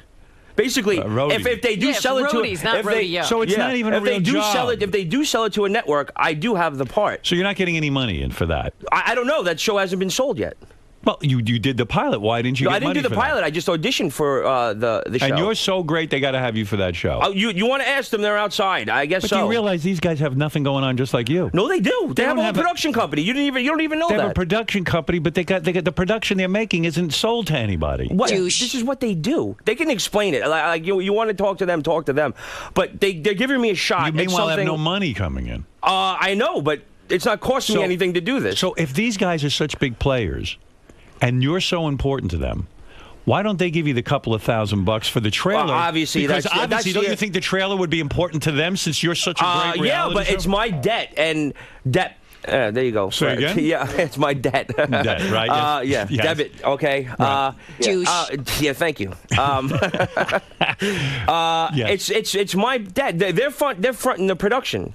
Okay, and Robin, so if I had a look, Robin wants out of it. Yeah, she's waving her hands. Basically, Robin, don't do dare because you owe this guy something. Robin, when I read a little bit when this was first coming up. Yeah. And they said somehow he still needs to pay off the trailer because they need it for the reality show. Yeah. I was like, that's the craziest sentence I've ever heard. Robin, listen to me. If you were doing a movie, right, and this set was paramount to the movie, why wouldn't you secure the set? Yeah, this makes no sense. Where are the guys who hired? They're outside in. What's the guy's name? This Kevin McCafferty. And why is this trailer so important? Yeah, I mean, it's a trailer. Kevin, come in here and explain to me why Grillo's the second coming of Christ when it comes to acting. and what did he do on this audition? I have so We've many already questions. got 2 celebrity names attached to it. Who? Mason Reese is going to play the lifeguard. And Mike Starr is going to play my grandfather. Kevin, who are you and what are your credentials, first of all? So I know I'm not talking to someone who just got out of Creedmoor. Go ahead. The company's Kindle Creative. Kindle Creative. What shows have you produced that have been successful that I might have heard Well, we of? just finished our 8th... Get close to that microphone. I don't want to miss a word. We just finished our 8th season of Boys. Why am I not hearing you? You're very soft-spoken. I don't like that. Right, I don't here we go. trust Hold you. on, let me fix this. All right, go ahead. No, put it right in front of your mouth. Yeah, we need it right there. You're fixing it and you're putting it by your pecker. Put it up by your mouth. Here, give him that. Give him that. This guy's an important guy, and he's not being heard. How's that, Howard? Much better. Okay. All right. Tell me what's going on here. You auditioned Grillo. Right. We had a show called Roadie, Get Crude, and it's a burnt Danish production. A burnt Danish production? Yeah. All right, listen, I never heard of burnt Danish. Why are we mentioning names that none of us know? A burnt Danish. What has he done? What he's done. Oh, wait, who are you? All right. So what have you done? Let me hear this. I've been in business since '88. Go ahead. And just finished the 8th season of Bullshit with Penn and Teller. Okay. So I'm a director of photography. So you're the director of photography, but you've never produced a show before. I've produced a lot of stuff over the years. But like what? Dare to Dream for NBC. What was that? Dare to Dream. Dare to Dream. I never heard of that. Was that the Amy Grant show? No, it was a know Mohegan Sun concert. We produced a live concert. 11 bands. All right, listen to me. Let's cut to the show is called. Are you okay? On bullshit on the show. Bullshit. You're the photographer, right? Yes, correct. Okay, that's what I thought. Mm-hmm. The actual production company hasn't had a hit yet. Is that fair to say? No, we haven't. No. Okay, all right. You see, Grillo. What if I don't try? Nothing happens. Grillo. So first you came up with this concept for the roadie show. All right. Yeah, we're in production on Roadie, and during it, Grillo came in. Now, why? And he was the only one with any balls to come in the room and deliver. All right. So I hear you.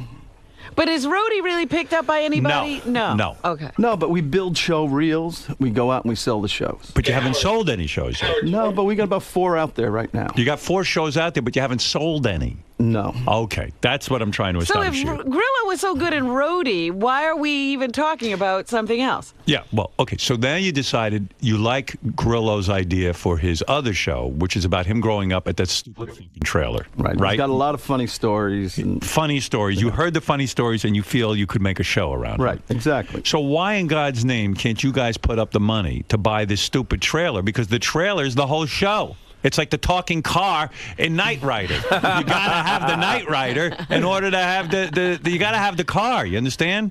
Well, it was up to Grillo to clear the place for us to shoot. Right. So we were already adding cameras, sound, and talent to the show. So he had his due diligence to do. Well, So- that was Grillo making a bad deal because what he should have done was say, A deal? look, you need to pay me to use my trailer. So far, Grillo hasn't been paid a dime for anything. I know. I mean, but if they were doing this Help me, anywhere Howard. else, wouldn't they Help have me. to pay? How come on Roadie, if you're so good, you weren't paid for even this production? It was an reel? audition. Yeah, it was strictly an audition. An audition. An audition. Yeah, Neither nothing's one of them happened can yet. say the word. An audition. All right, listen. Douche. Listen, man, I got the whole story now. Okay, what is it? So I went on IMDb and I put in Kevin's name, and he's worked on a bunch of projects as a cameraman, but he's produced 2 things. Yeah. And I printed out a picture of one. I'm not positive. Is this a porn movie? Foreign Exchange? Did you work on a porn movie? Yeah, we did an independent film last year called Foreign Exchange. Listen, I hear what you're saying. You're trying to get something going. But this kid, you see, you're feeding into his dreams. And I'm worried about him. I'm going to ask you to have mercy with him. I'm not sure he's not the same kind of dreamer. What do you want me to It's do? true. Cut him off? No, I don't want you to cut him off. But listen, you know, between you and me, the odds of the Grillo camping trailer show from his youth, very slim chance that you guys are going to be able to sell that. I would even say it's a slim chance Roadie's getting on the air. Listen to me. You got to talk. Hey, Howard, with your help, it could go a long way. All right. What are the premises of the other 3 shows you got out there? Some food stuff called Hot Heroes, a fireman cook-off show. Was Grillo not good for those? Not a fireman. If he was an electrician, but... All right, listen to me. You know as well as I do, if you were making a show about Grillo's trailer, the production company, the first thing they would do is say to Grillo, we got to secure the trailer. In other words, we're going to put up the money and buy this trailer. You guys don't have the money for that. Am I correct? No, we don't want to put up the $5,000 for the trailer. Right. But we came up with another way to do it. What's the other way? A benefit. So we got some bands that we know in town. Listen to me. Grillo, do you feel good having a benefit so you can have your trailer? You know what? I've helped people so many. This production company doesn't have $5,000 to buy. Well, listen, hear me out. Like, you know, I want to get this done. I don't necessarily feel comfortable with a hat in my hand, but yes, you know, this doesn't look good. It doesn't look good, but I'm not banging people out for a lot of money. It's only $10 at the door. I got 4 bands. I got food. I got shit I'm giving away. Oh, I see. And, so you know it's a night of entertainment. Yeah, it's a night of entertainment, and it's at Pacha, the hottest nightclub in the city. city. And all these bands are doing it for free. For free. To help Everybody, you Gibson donated like a ton of equipment for the bands. Listen to me. You're a married guy, right? Yeah. You got a wife? Yeah. Who pays the rent? We pay the rent, half and half. She was like, after Ganji moved out, she moved in. We weren't married. We paid half. We were half and half on everything, and it just kind of kept that way. Did you pay your half of the rent this month? No. What? Not yet. Not yet? No, I'm waiting for like 3 or 4 census checks to clear. All right, listen to me. I'm worried about you. I'm worried about me, too. I told you I love you. Wow, thank you. I love you, too. This isn't working out. Well, wait a minute. This is a nice guy. It has to. What would you have If I don't him try, do, nothing's going to happen, What? dude. What would you have I him don't do? know. This is a panic situation. rodeo show and the camping trailer, roadie show, trailer show. The only show they got is foreign exchange with naked titties. Grillo's soon going to be doing porn. Listen to me. You don't want to see me You got to naked. have a backup plan here, pal.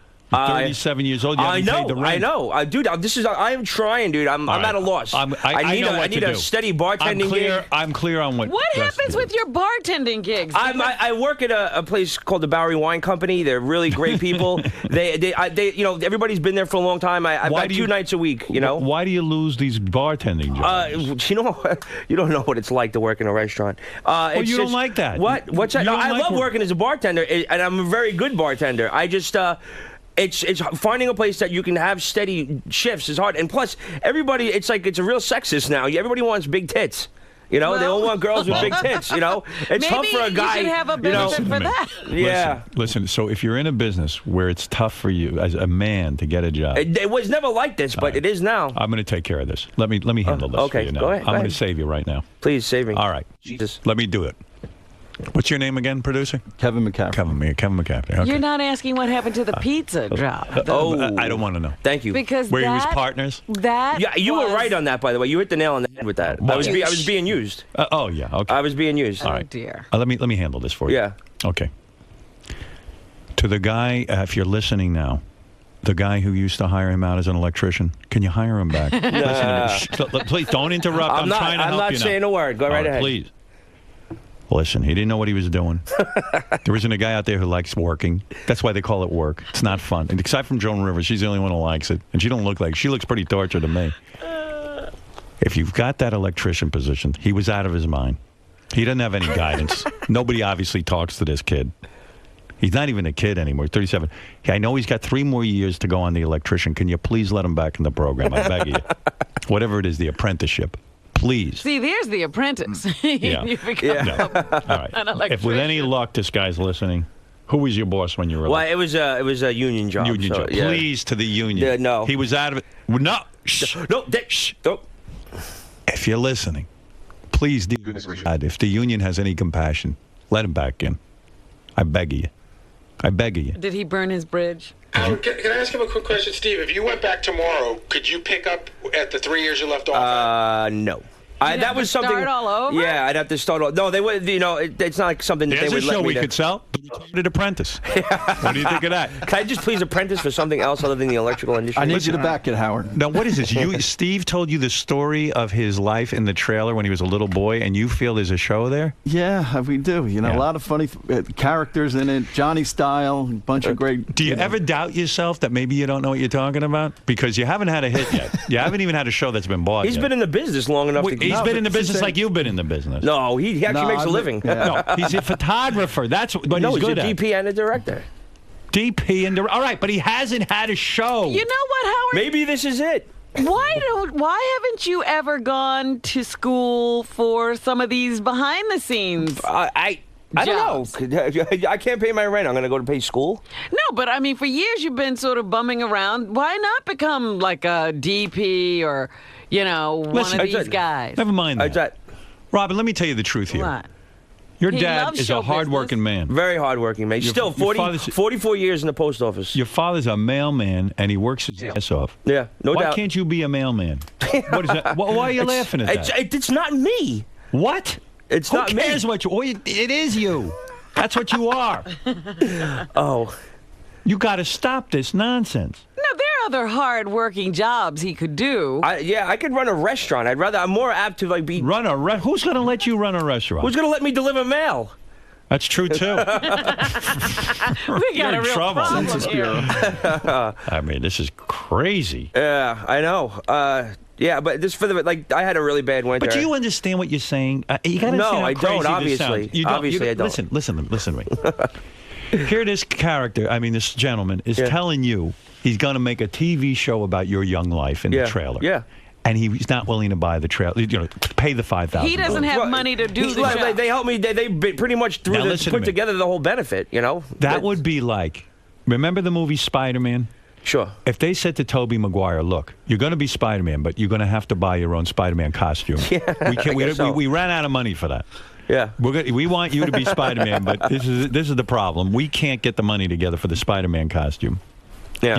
Now, if I told you that story, you'd say, Tobey Maguire's crazy. Doesn't he realize that's nuts? Sure. Right. So what do you think is wrong with the picture? Wrong with the picture is? Right. It sounds really shitty. You're 100% correct in the way it is, but it's going to go down like this, and that's the way it's happening. So, the benefits on Friday from 6 to 11. How much money, and how could this TV show even, let's say they make the TV show of your life in the trailer. Yeah. How could it even look any good if they don't have the $5,000 to secure the trailer? Well, after this, once you sell it to a network, the network's in charge of the money. All right. But, I appreciate them for giving me a shot. Imagine Tobey Maguire. They said, listen, you got to buy a costume for the Spider-Man movie we're making. And by the way, do you have a trailer? We need to use it as the movie studio. I mean, what is this? I like this guy. I know. Listen, he's got a real job. He makes money. Yeah. See, this other thing is a side project. If it takes off, great. He's a millionaire. Yeah. Meanwhile, he's got a job. He's a legitimate guy in the business. And this is what we're saying to you. Yeah, I understand. Look, this thing's going to happen no matter what. It's going to be in the can by July. Okay, we're starting casting next week. It's going to go down. Casting? Yeah. Well, it's got to be an 11-year-old Steve and a 17-year-old Steve. Oh, boy. So, we're going to, it's going to go down. Where do you go, Ronnie? So, I know he tried to be an electrician. Yeah. And he should have stayed at it. I understand that, but it just wasn't going to happen. My son Brian had offered to give him like side work when he was doing it. No, he didn't. Please, he spoke to you a few times on the phone. Come on. I never remember Brian offering me side work. Your son is a successful electrician. All right, so the company he works for, Guns Are Electric, is offering him to come down there and interview for an apprenticeship if he'd like. To give him a job. I got to go forward. I can't go back, but thank you very much. Listen to this guy. What is wrong with him? That would I don't want to be an electrician. I don't want to be an electrician. You can make money. You can actually really make money, man. I'll find out. I'll find a way to make money. How about being the electrician on the set of a movie? I don't. It's not what I want to do. Well, how can I get that? You're not doing anything. I'll take care of myself. I'll get a bartending job if it kills me. I don't care. I've come this far. I'm not going to go backwards. Come this far? Yeah, I know it's not that far, but where are you, man? Yeah. Where am I? I don't know. I'm a lost soul. All right, listen, Grillo. We tried. Tell them I appreciate it, but I left there for a reason. I'll go postal. What was the reason? I don't like doing that. I don't. Then why did you even start doing it? If you because don't like I figured I'd give it a shot. I got an idea. Remember earlier today when we were talking about people who can't be employed? Yes. Grillo. He's a self-made man. Yeah. No, I can be employed. What if we have a benefit every month? Then you'd make a living. Oh, there you go. But I wouldn't do that. Here we go. There's going to be a big benefit for Steve Grillo's trailer so that these guys can make a show about his life. Check out Steve's Save the Trailer benefit. He's not asking for a donation. He's saying if you want to come to the concert. It's $10 at the door. That's it. Right. And there's going to be food there and drink specials. And how are you making money with this? Everyone's donating their time? Just hopefully, yeah. Well, everybody donated their time. I really have nothing to pay. The club, Pacha, my friend Eddie Dean owns it. He's nice enough to give me the upstairs club, all to ourselves, for 5 hours. You know, people, it's basically, I've done a lot of nice things for people. It's sort of like they're doing something back for me. All right. So how many tickets do you need to sell in order to save your trailer? Well, I'm doing a raffle giveaway. Between the raffle, I need about 300 people to come, plus the raffles and stuff like that. So I should be able to pull it off. So if you sell out, how much would you make? I would make probably like five. I would make the exact amount I need. And that will pay for how many months of the space? It would pay for the money I owe already and this season. So this season would be taken care of? Yes. And you'd be able to park your trailer there, or I'll still tow it away. Yeah, still They're going to tow it your house away. Yeah, pretty much. Whenever you hear the sentence, they can tow my house away, you know you're in deep shit. Wow. I'm trying, dude. Well, what is your name again, sir? Kevin McCaffrey. Kevin, good luck with your shows. I believe in Steve. I hope he does make it. Well, I yeah, love a little him. positive reinforcement. Thank you. I do love you. It goes a long way. I really would watch the show if it means anything to you. I mean, I'm with you. This kid is about as fascinating as it gets. I'm saying that they should be filming all of this. Him trying to find a way to make a reality show and get himself into show business. Yeah. Well, we filmed a little bit on the street before he came up there this morning. Just start. Yeah, well, how'd that go? It went pretty well. Yeah. Listen to me. Yes. I don't want you to end up a loser. Me neither. All right, I want you to be a winner. You know he dedicated a book to you. I know. I have a lot of And I'm responsibility. so sorry I did that. Why would you be sorry? I mean, That's look at you. horrible. You're making me embarrassed. It was about me then, not me now. Go out there. Yeah. Find something you can make some money with. Yeah. You got a wife now. I imagine you're going to want to have kids someday, right? Yeah, that would be a nice thing. All right. So come on. If this doesn't work out, these guys, okay, they're top company. They're going to give you your shot. If it doesn't work out, it's enough with this acting. You think this is the final? Or keep up with the acting, but get a little something. Become a model or something. Yeah, a model idiot, right? No. But there is a way to work and go to acting class and continue to do auditions. Sure. Yeah, it's just been a struggle.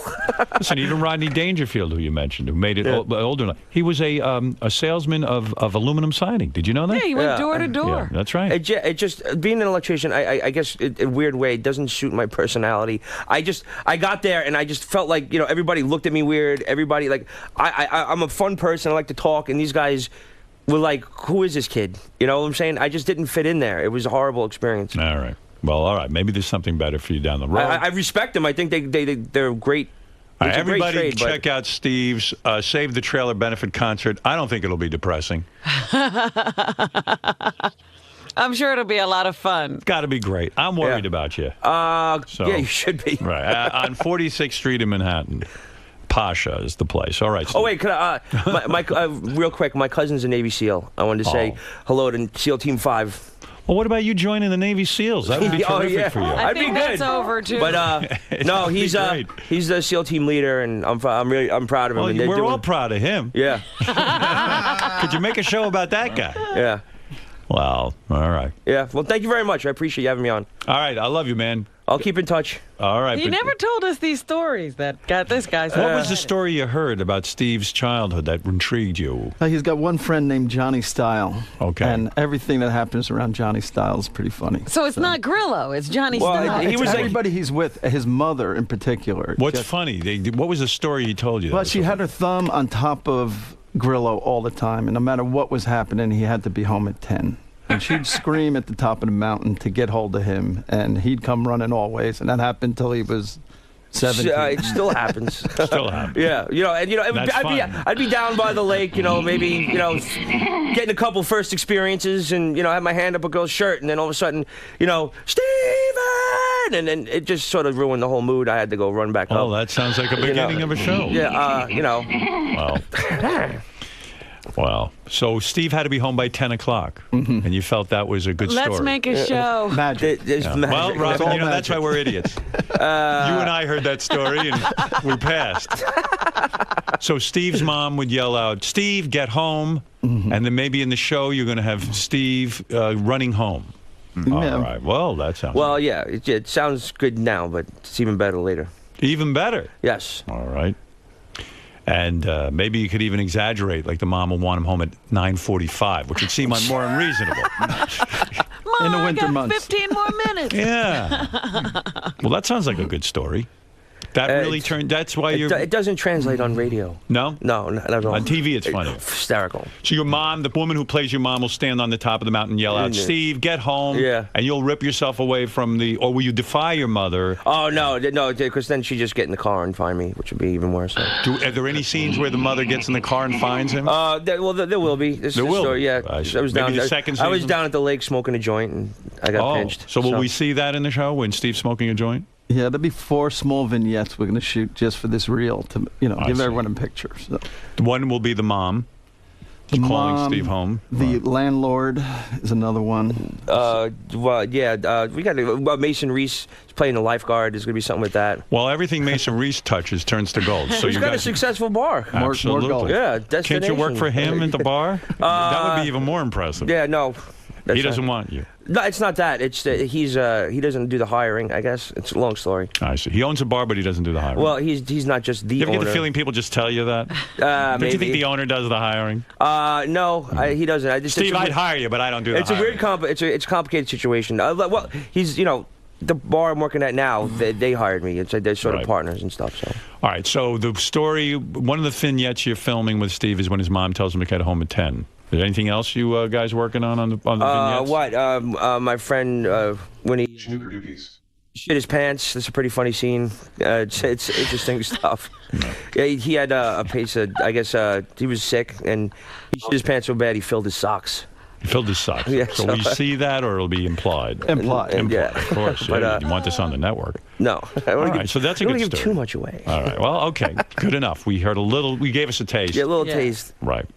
Well, it seems imperative that we hold on to this trailer with all these great stories, Robin. So the benefit. There was no other trailer.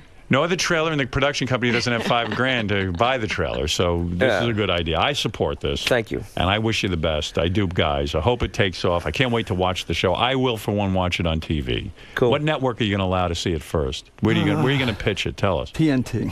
TNT? Yeah. You're not going to go to FX.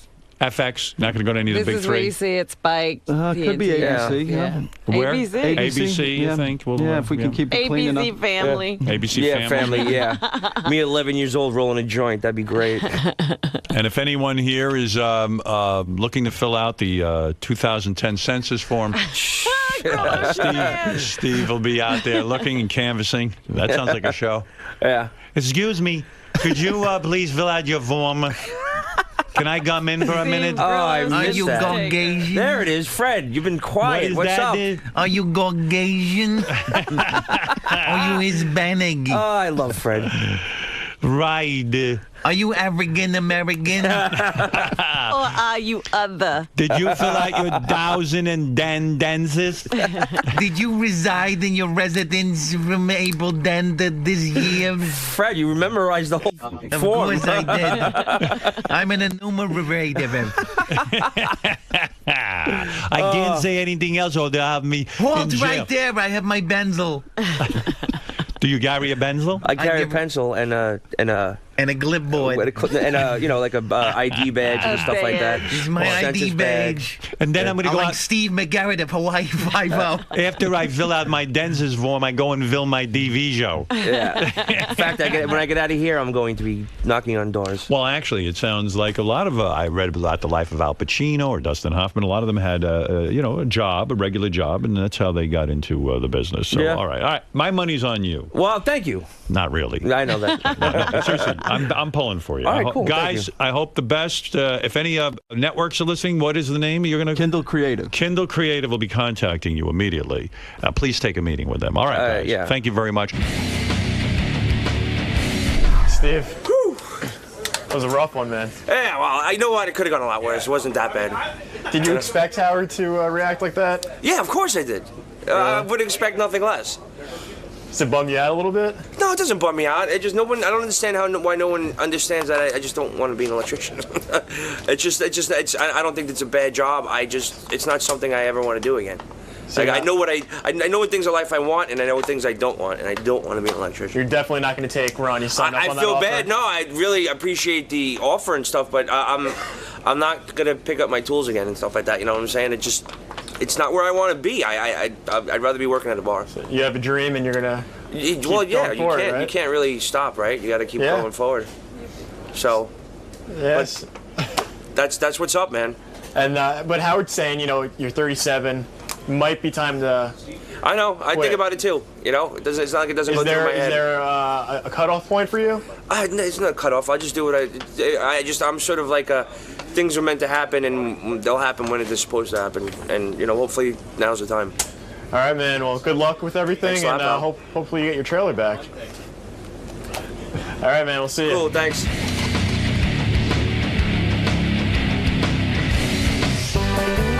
All right, this is it. It's trailer park. This is my trailer. This is sleeps about 9 people, cramped, but it's good for a family of 4, which is what we are.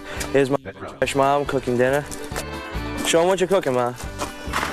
Ribs and potatoes and a London borough. This here is my shed. This is where I sleep. This is like a work shed, but I turned it into a bedroom. It's got a cot here for me to sleep in. We got a dresser, TV, and a cot with bunk beds. So if I got friends or relatives that come up, they have a place to stay. So this is where I sleep. This is where I have little fires. Everybody just chills out. get the cooler, put it right here, radio, the firewood's over there, and just chill out and have a fire and drink beer. That's about it. This is the trailer. This is the bedroom. This is my parents' place. This is where they stay. I wanna lay you down. King-size bed. Can't beat it. All the luxuries of home. This is a couch that opens up to a bed. We got a little kitchen here. This table also folds down to a bed. You got the bathroom with the toilet's a little bit of an embarrassment. You have to pull this to flush it. So usually go down to the bath house to go to that. You know what I'm talking about. This is the shower with a bathtub, but not exactly something you want to take a bath in. And then we come back here to 3 more bunk beds. This folds down. This is a bunk bed, bunk bed, bunk bed.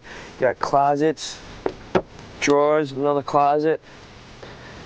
This is about it. Someone could actually live here theoretically, but it's a nice place to stay on the weekend or for a week, but to live here is ridiculous. So there you have it. Trailer park. Trailer, my trash.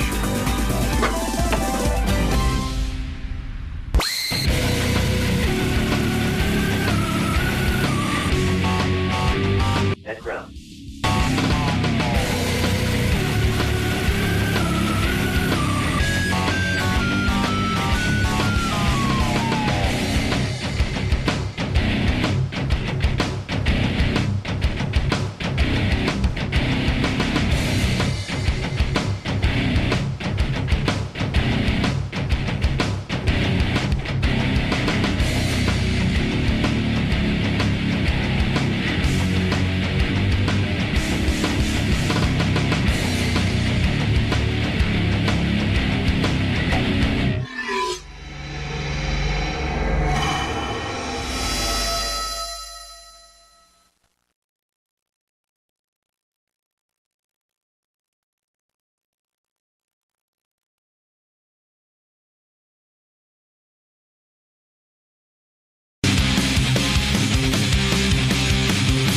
I just have some cucumbers I'm going to put on your eyes, okay? Sure.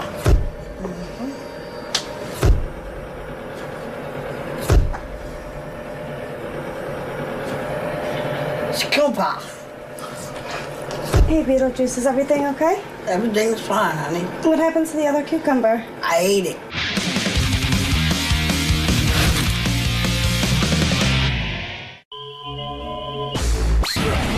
Yo, what up? Steve Grillo here at Radio City Music Hall at the MTV Music Awards. We're gonna get some really good questions. We're gonna see if we can get some celebrities and maybe piss them off, get thrown out, and see what happens. You know how it goes. Grillo went out to the Video Music Awards. I didn't play you these, did I? No. Let me play these for you real quick. This guy says, Grillo is surprisingly great in his interviews. I always thought he was just a douche. You know, douche. But he actually did well, the best in Stuttering John. So that was very nice. Douche. High praise. Did Grillo write that? You know what? I got to be honest with you. I thought that immediately. I really, truly did. Perfectly spelled. So it couldn't have been him. The grammar's too good. All right, here's Grillo out on the MTV Award red carpet trying to get interviews. Here he tries to get Tracy Morgan. Tracy, what's up, man? Yo, where do you watch music videos these days? Where do I watch music videos these days? You know, every channel, wherever it's at. What's your feeling regarding the death of Ted Kennedy?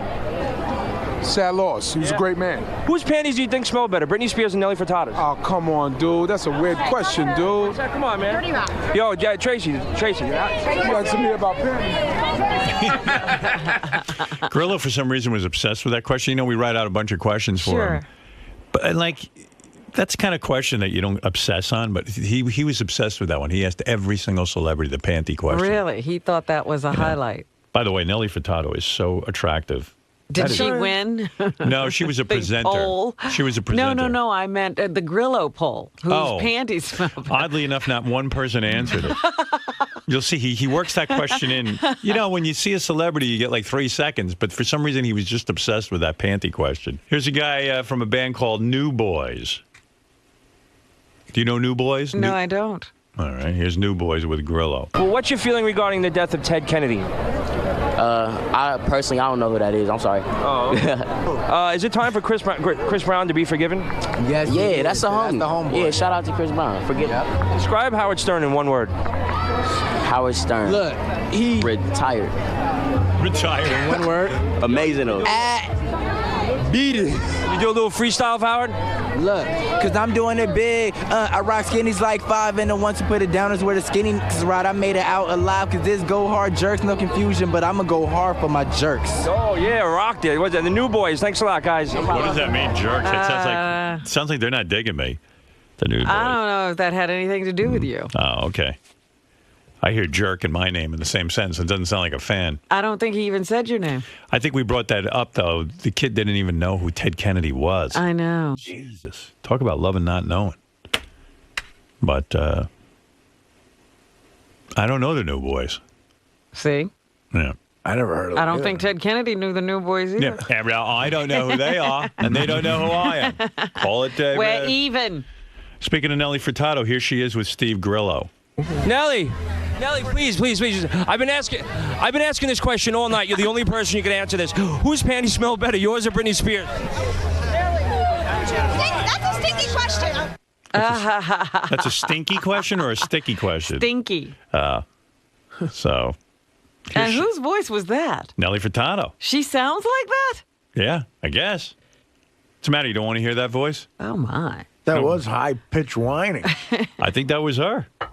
Here's Shakira, very big star, with Steve Grillo. Hi, have you ever shit your pants? Pardon? Have you ever shit your pants? Pardon? Pardon? Have you ever shit your pants? That was the shortest interview ever. Maybe he should start with a couple of questions so we could hear the person. Warm up, yeah. Send that over to the Radio Hall of Fame, that interview. Right. I would send it over, but it's boarded up. That is a joke. Greg's. All right, let's see. Who's this? Pitbull with Grillo. I don't know who Pitbull is. Who's Pitbull, Gary? Is that a rap guy? Pitbull? All right, here's Pitbull with Grillo, right? Now, who do they think's panties smell better, Britney Spears and Nelly Furtado? Panty, yo no sé cómo se dice, se huele más mejor de Britney Spears o Nelly Furtado. Thank you. Can somebody interpret for us now? Yeah, that was a guy who only speaks Spanish, and his interpreter had to ask him that stupid question. Anyway, there he is, Steve Grillo out there. I love that. He's working the red carpet. What can I tell you? Hey, by the way, before I get off the topic of Steve Grillo, I was just talking about him. It's great. He sent this email. Steve Grillo. Oh, it's not an email. This is from his, what do you call that, Facebook page. Okay. It says, Steve Grillo just finished packing for my trip to L.A. Next stop, the Big Brother, finally. So I guess it was a dream of his to go to Big Brother because he goes, next step, the Big Brother, finally. What do you mean? He's going to be... I guess he's got... So I said to Gary, this must mean that Steve Grillo... Is he trying out for Big Brother? So I thought, he goes, Howard, the reason I gave you that is he's trying to say finale, but he spelled it Finally. Finally is finale. Yeah. Oh. Well, it is finally. It's finally over. I mean, Facebook is exposing more people as retarded. You know, Facebook requires that you have to spell. Because, first of all, even if there was a spell check, finally it's a word. He didn't misspell finally, except he's trying to say finale. Like, wouldn't you go into your word processor because you don't want to look like an idiot and try to figure out how to spell finale? Or Unless something? you're, I mean, he's probably sure that that's how you spell it. Well, yeah, that's why he doesn't check. He does the spell check. He thinks that's the word. If I was sort of retarded like this, I would never write on Facebook. I would be so humiliated by... But you'd have to know that. Yeah. I'm one of those guys with my BlackBerry, when I text people, I insist on spelling everything. Like, you're supposed to allow the mistakes to just happen so you can quickly... Right. You know what I mean? You can't sit and correct every word, but you feel retarded. Yeah, I'm always spell checking and, when I think I know that I've made a mistake. Well, my big thumbs hit all the wrong keys, so like everything's sort of... You'd have a lot of mistakes. Yeah, I have a lot, but I have to go back and correct them because I don't want people to think I'm retarded. But Jesus Christ, Big Brother, finally. It's the Big Brother, finally. Whose panties do you think smell better, Britney Spears or Nelly Furtado? Nelly's. Nelly's. Whose panties do you think smell better, Britney Spears or Nelly Furtado? No, wait, Nelly Furtado's they both had kids. Nelly Furtado's Canadian, so I'm taking her maple syrup panties. Who do they think's panties smell better, Britney Spears or Nelly Furtado? Whose panties do you think smell better, Britney Spears or Nelly Furtado? Oh, come on, dude. That's a weird question, dude. Whose panties do you think smell better, Britney Spears or Nelly Furtado? Nelly Furtado. Whose panties do you think smell better, Nelly Furtado's or Pink's? Whose panties smell better, Nelly Furtado or Pink? Pinks. Pinks. Nelly Furtado. I would hope. Nelly Furtado. Whose panties smell better? Whose panties smell better, Britney Spears or Nelly Furtado? I have only smelled my wife's panties. Whose panties do you think smell better, Britney Spears or Nelly Furtado's? I have no idea. It's so strange. Whose panties do you think smell better, Britney Spears or Nelly Furtado's? Whose panties smell better, Nelly Furtado's or Britney Spears? Mix of both. Whose panties do you think smell better, Britney Spears or Nelly Furtado's? Ew, I'm not answering that. Whose panties do you think smell better, Britney Spears or Nelly Furtado's? Oh, that's a good one. Nelly Spears. Whose panties smell better? Come on. Whose panties smell better, Nelly Furtado's or Britney Spears? Britney Spears is younger, right? Whose panties do you think smell better, Britney Spears or Nelly Furtado's? I happen to know that Nelly Furtado smell better. Oh, nice. Whose panties smell better, yours or Britney Spears? Jamie, you're on the air. Hey now. Hey now. Come on, man. Let's do it. Quit whining, Howard. Who's whining? Supermodel girl. You got all the money in the world, and you're whining that your girl's away? Yeah. Why wouldn't I whine about that? You whine too much. I love you. You whine too much. Why the f- do I bother with this audience? Yeah, I love it. I'm so sick of my goddamn audience. I've had it with you guys. Tune into that terrestrial radio. Do me a favor. Leave me alone. Why me? Hey, let me play a game or something. You know, I'm all gamed out. Gary, Artie, you're right? the man. You're the man, Artie. Gary, am I all gamed out? What's that? Am I all gamed out? I mean, we gave away the money and all that? Oh, no, I got a couple of games. You got any money? Yeah, I got some money. I got it. You want to let this guy play a game? Yeah, please. All right. Suddenly I'm not such a whiner, huh? Yeah. Yeah, that's Suddenly you're okay. You're the man, Howard. Yeah, suddenly I'm the man. I got some questions left from that homeless lady that we used a bunch of times. Okay. I got some questions left from the girl that was here, Sara, the girl that was here last week, from the world's strongest naked woman. Oh, you still have more of Some those? more of hers. Oh, wow. All right. God, And I got an Amish game. 1,000 questions. Let's go to Sara. She's still good. Yeah, go to her. Baba Booey. He's got the games. And you got money for this guy? So you should give me the plug while you're loading the thing. He's loading in the CD player with the game. I said, you should hand me the plug so while you're loading, I'd have something to do. And what did he say? He said, you're absolutely right. Oh. I don't argue. Doesn't argue. Okay, here we go. You know the trick. You got to get 5 of these right. You know what I mean? Yep. Yeah, I'm not even gonna give you like a practice question because you know the game. Yeah, we know the routine. All right, here we go. Who was shot in Ford's Theater? Who was shot in Ford Theater? Now, does this guy know? No way. Do you know? Lincoln, right? Yeah. Yeah. I thought he was shot in a temple. No, in the temple in Ford's Theater. I see. Right. All right. Yes, you're right. Lincoln was shot at Ford's Theater. Is it Ford's Theater or Ford Theater? I think it's Ford. Ford's. Okay. It's Ford's? I think there's an S, yeah. Yeah. I didn't know that. All right. You say no way? No way. I agree with you. Malcolm X. Good guess, though. At least. Where was Malcolm X shot? Do you know? He was actually shot in a theater. In the temple. That's all I know. But it was not Ford Theater. All right, so you got that one right. Here we go. Who said, ask not what your country can do for you, ask what you can do for your country? Yeah, I can't imagine she knows that. Now, she took that breath that sometimes means she knows it. Yeah, sometimes she breathes in real quick, which means she's anxious to get the answer out. Yeah, no. No way. No way. Okay. I think I agree with you. Abraham Lincoln. Wow, she took that breath for no reason. It's kind of funny, like, she came up with Lincoln, like, one question too late. Maybe she's behind her question. You're like an audio dyslexia. Right, here we go. Where is the Nile River? All right, would you know the answer to that? No, I don't. Holy mackerel. Jamie, You don't know that. what grade pretty did you? bad, huh? Did you drop out of school in the 2nd grade? No, third. Third grade. You don't know the answer to that? Where the Nile River is? No, I don't. What do you do for a living? I work at a paper mill. A what? Paper mill? You work at a paper mill in Buffalo? I didn't even know they still had a paper mill in America. It's actually Niagara Falls, but No yeah. kidding. All right. Well, then you don't even need to know that. No, I don't. Not at all. I don't even know how they make paper. I know they take trees and chop them up like mashed potatoes, and then they like dry out the mashed potatoes, and it turns into paper. Is that how it works? Yeah, well, we get all like the old cardboard from like your supermarkets that they recycle. Yeah. And then they put them in these big pulpers, they call them, and they melt it down pretty much, you know. And then what do you make out of it?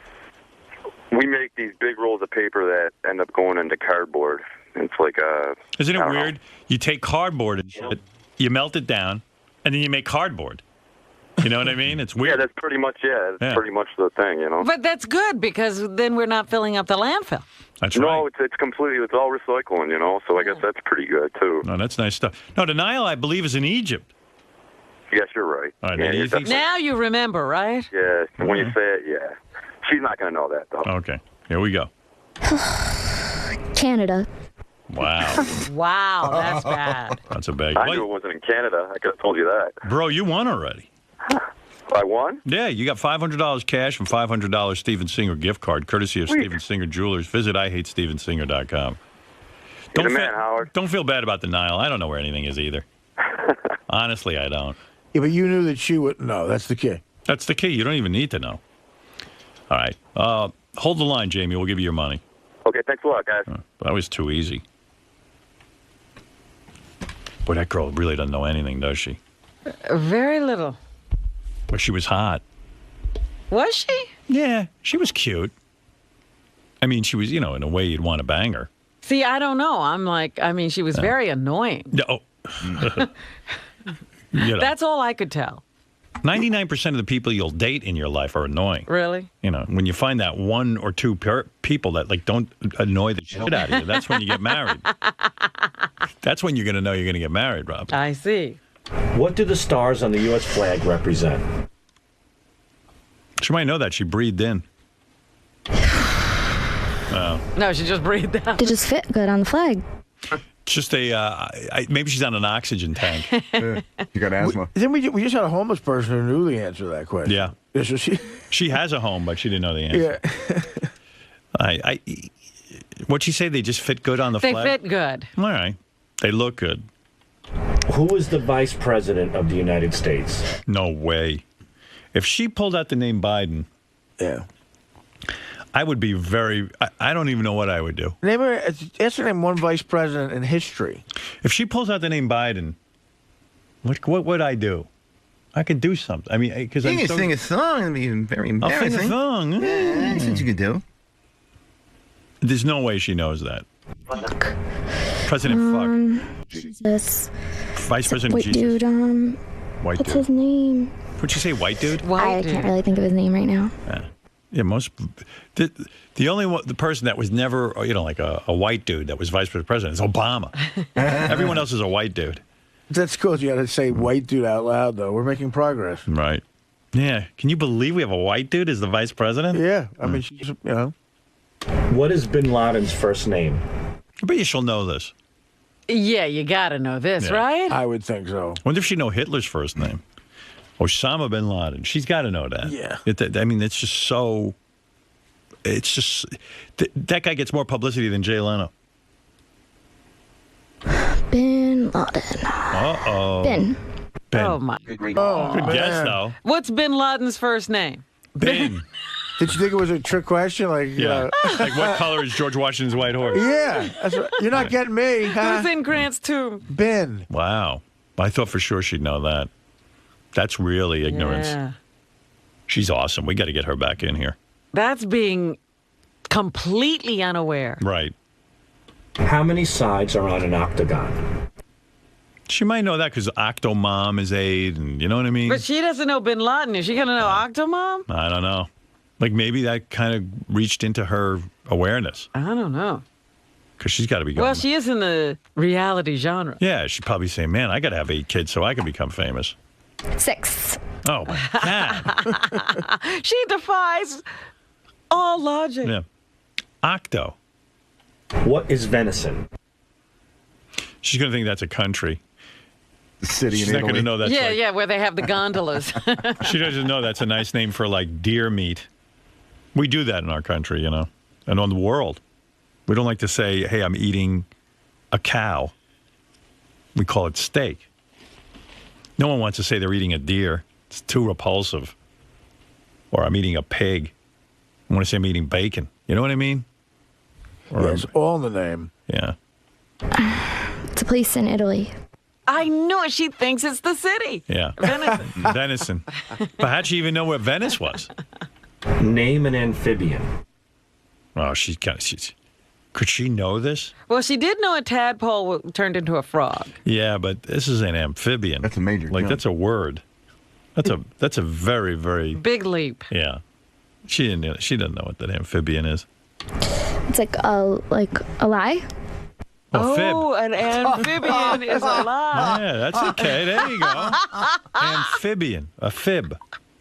Well, there's logic to it. Yeah. I am amphibian. Just thinking it out. When you think about it, that's what an amphibian should be. I am amphibian. Because I fib. I'm going to ride on an amphibian. How many world wars were there? She might know that. Like, some random information might get into her. What was this question? He wants to know how many world wars there were. Will she say 2? Now, this is something she could get right. Right. If she doesn't know this, it's pretty bad. 4. Oh, I see. And she's certain. Yeah, 4. She said it with certainty. What were the other 2, Robin? I don't even know. I don't know. I missed them.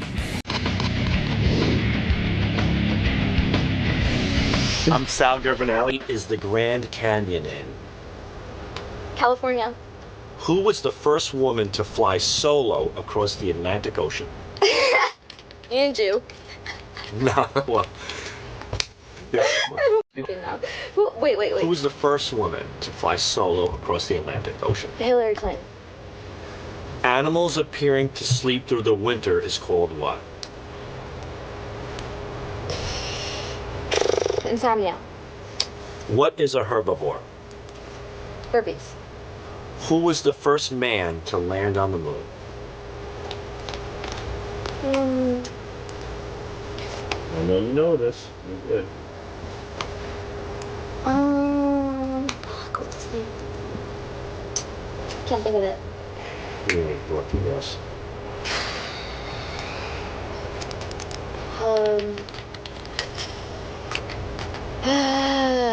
Henry Hill. Who discovered electricity?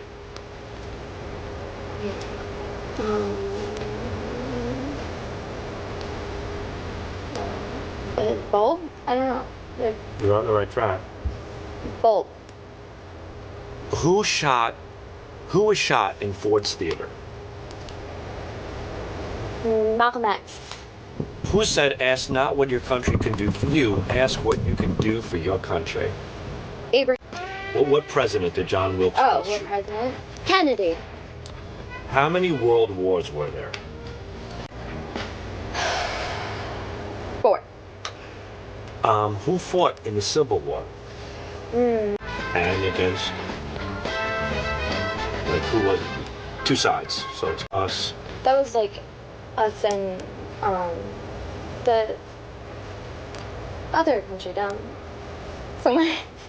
What other country? Oh, this isn't fair. Would you know the answers? Yeah, but he can't. Would you know the answer to this? All right. No, it was not like in here. So it's north and the south, right? All right. Civil. That's awesome. What is the capital of New York? Albany. What does the D.C. stand for in Washington, D.C.? I don't know that one. DC, give it a guess. Duke. I don't know. I don't fucking know, man. What does it stand for? Curious. Try to think what you think it stands for. Oh, it stands for... District Center. What is Obama's first and middle name? His first name is Obama. So yeah? Yeah, what's Obama's first and middle name? His name's Obama. Henry. Okay. Do you really think? Is that just like... No, I don't. What is it? The Henry? It's close. Right? Yeah, I don't know. I'm not at liberty Dude, to give the I'm all answers. set. I don't... You did great. Thanks. So here's a lovely Sara, Hey. and she did a wonderful job. Thank you. Do you want to say anything about the game? What'd you think of it? The game was a lot of fun, but really hard. See ya. Have a great time, Sara, Thanks. in Bermuda. Bye. Bye-bye, hon.